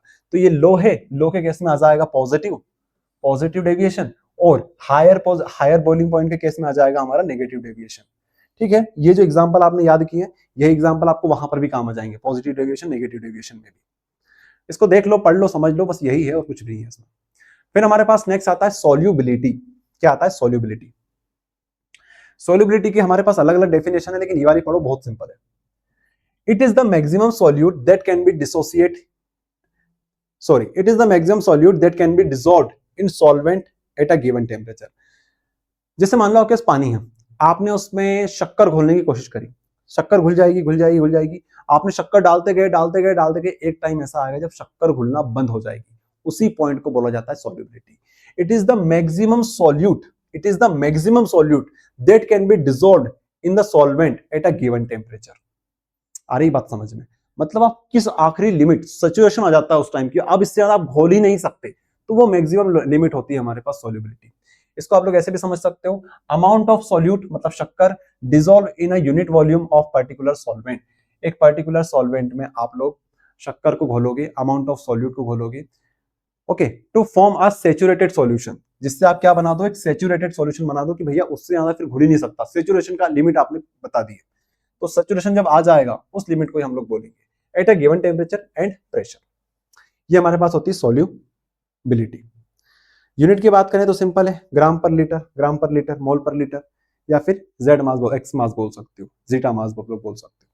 तो इसका आप लोग चाहें तो स्क्रीनशॉट ले लो, नोट्स आपको मिल जाएंगे एड्यूस्टेट ऐप पर, साथ में आप लोग यूट्यूब पर भी फॉलो करिएगा, ये नोट्स आप लोग वहां पे भी देख पाओगे। हमने यूट्यूब पर बहुत सारे वीडियोस बना रखे हैं, जहां पे लगभग जितना भी हमारा पेड कंटेंट है उसको हमने लगभग फ्री ऑफ कॉस्ट ही कर दिया यूट्यूब के ऊपर। तो अगर आप लोग यूट्यूब से चाहें तो यूट्यूब से पढ़ाई करिए, बाकी एड्यूस्टेट ऐप आप लोग डाउनलोड करके रख लेना, बहुत सारा कंटेंट वहां पे हमने फ्री ऑफ कॉस्ट भी दे रखा है, और बहुत कम प्राइस में भी वहां पे हमने रखा हुआ है, अफोर्डेबल है बहुत ज्यादा। Factors on which solubility depend, solubility किस किस पे डिपेंड करती है? ऑब्वियसली बात है यार, सॉल्वेंट और सॉल्यूट पे डिपेंड करेगी, आप शक्कर ले रहे हो, नमक ले रहे हो, पानी ले रहे हो, तेल ले रहे हो, क्या चीज ले रहे हो उस पर डिपेंड करेगी। टेम्परेचर कितना दे रहे हो उस पर डिपेंड करेगी, और प्रेशर के ऊपर डिपेंड करेगी। प्रेशर तो नहीं लगा रहे हो ऊपर से, प्रेशर के ऊपर बात करते हैं थोड़ी सी। Pressure for solid and liquid, solute is already compressed fixed step. तो देखो, सॉलिड और लिक्विड के केस में तो कोई दिक्कत है ही नहीं, सॉलिड और लिक्विड के केस में तो कोई दिक्कत नहीं, वहां पे प्रेशर लगाओगे तब भी कोई मतलब नहीं, क्योंकि ऑलरेडी वो कंप्रेस्ड है, ज्यादा आप कंप्रेस नहीं कर सकते। लेकिन हाँ, गैस को आप अच्छे से कंप्रेस कर सकते हो, इसकी कंपोजिशन में आप चेंज कर सकते हो। सो हम लोग सॉल्युबिलिटी को पढ़ते हैं सिर्फ गैस के फॉर्म में।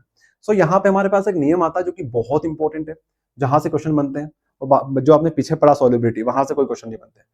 क्या बोलता है हेनरी का नियम? बोलता है भैया कि solubility of a gas in a liquid is directly proportional to the partial pressure of the gas present above the surface of a liquid or solution।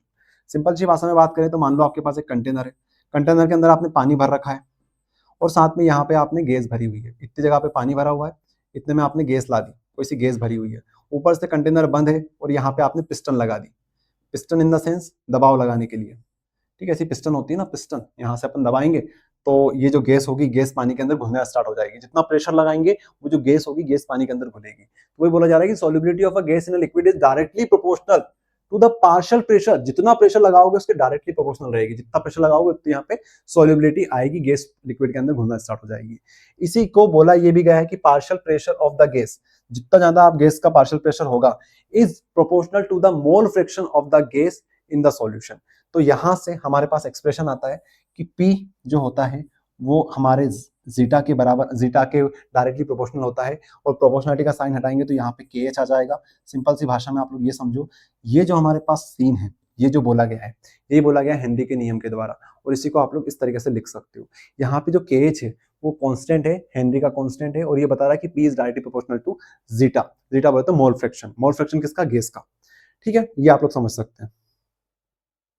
तो ये हमारे पास हो गया हेनरी का नियम। अब हेनरी का नियम आपको इतना लिखना है, साथ में एक और चीज आपसे पूछी जाती है, एप्लीकेशन ऑफ हेनरीज लॉ। तो 2 एप्लीकेशन आप लोग लिख देना एग्जाम में, काम हो जाएगा। हेनरी के नियम की 2 एप्लीकेशन, जैसे ये जो समुद्री गोताखोर होते हैं, जब समुद्र में छलांग लगाते हैं, डीप सी डाइवर्स जब ओशन के अंदर, समुद्र के अंदर छलांग लगाते हैं, अंदर जाते हैं, डीप डीप जाते हैं, तो होता क्या है, पानी का बहुत ज्यादा प्रेशर होता है। पानी का बहुत ज्यादा प्रेशर होता है, साथ में पानी में होती है नाइट्रोजन गैस।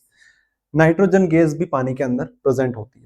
ऐसे में जितना वो नीचे जाते जाएंगे, समुद्र के अंदर जाते जाएंगे, जाते जाएंगे, जाते जाएंगे, उनके शरीर में नाइट्रोजन गैस घुलना स्टार्ट हो जाएगी, शरीर में बोले तो ब्लड में मिक्स होने लग जाएगी। और फिर जब वापस से सरफेस पे आएंगे तो इनके शरीर पर इससे फुंसे हो जाएंगे मोटे मोटे से, और उनको बोलते हैं बैंड्स, जो कि बहुत बुरी बीमारी होती है। तो इस बीमारी से बचने के लिए ये जो गैस लेके जाते हैं, ऑक्सीजन गैस लेके जाते हैं, ऑब्वियस सी बात है, उसके अंदर हीलियम गैस भी मिला के ले जाते हैं। हीलियम गैस भी मिला के ले जाते हैं। हीलियम एक नोबल गैस होती है जो कि नाइट्रोजन को शरीर में घुलने से बचाती है, क्योंकि प्रेशर लगेगा तो क्या होगा भैया, शरीर में, हाँ, शरीर में जो गैसेस है वो घुलना स्टार्ट हो जाएगी। ओके, और यही तो हम पढ़ते हैं हिंदी के नियम के अंदर कि जितना प्रेशर लगेगा उतनी ज्यादा गैस घुलेगी, तो जितना नीचे जाएंगे उतनी ज्यादा प्रॉब्लम हो सकती है। So when deep sea divers depth increase and therefore pressure increase, the amount of gas dissolved in divers blood will also increase. So for diving, they take oxygen tank diluted with helium gas. ऐसे example है soda water का।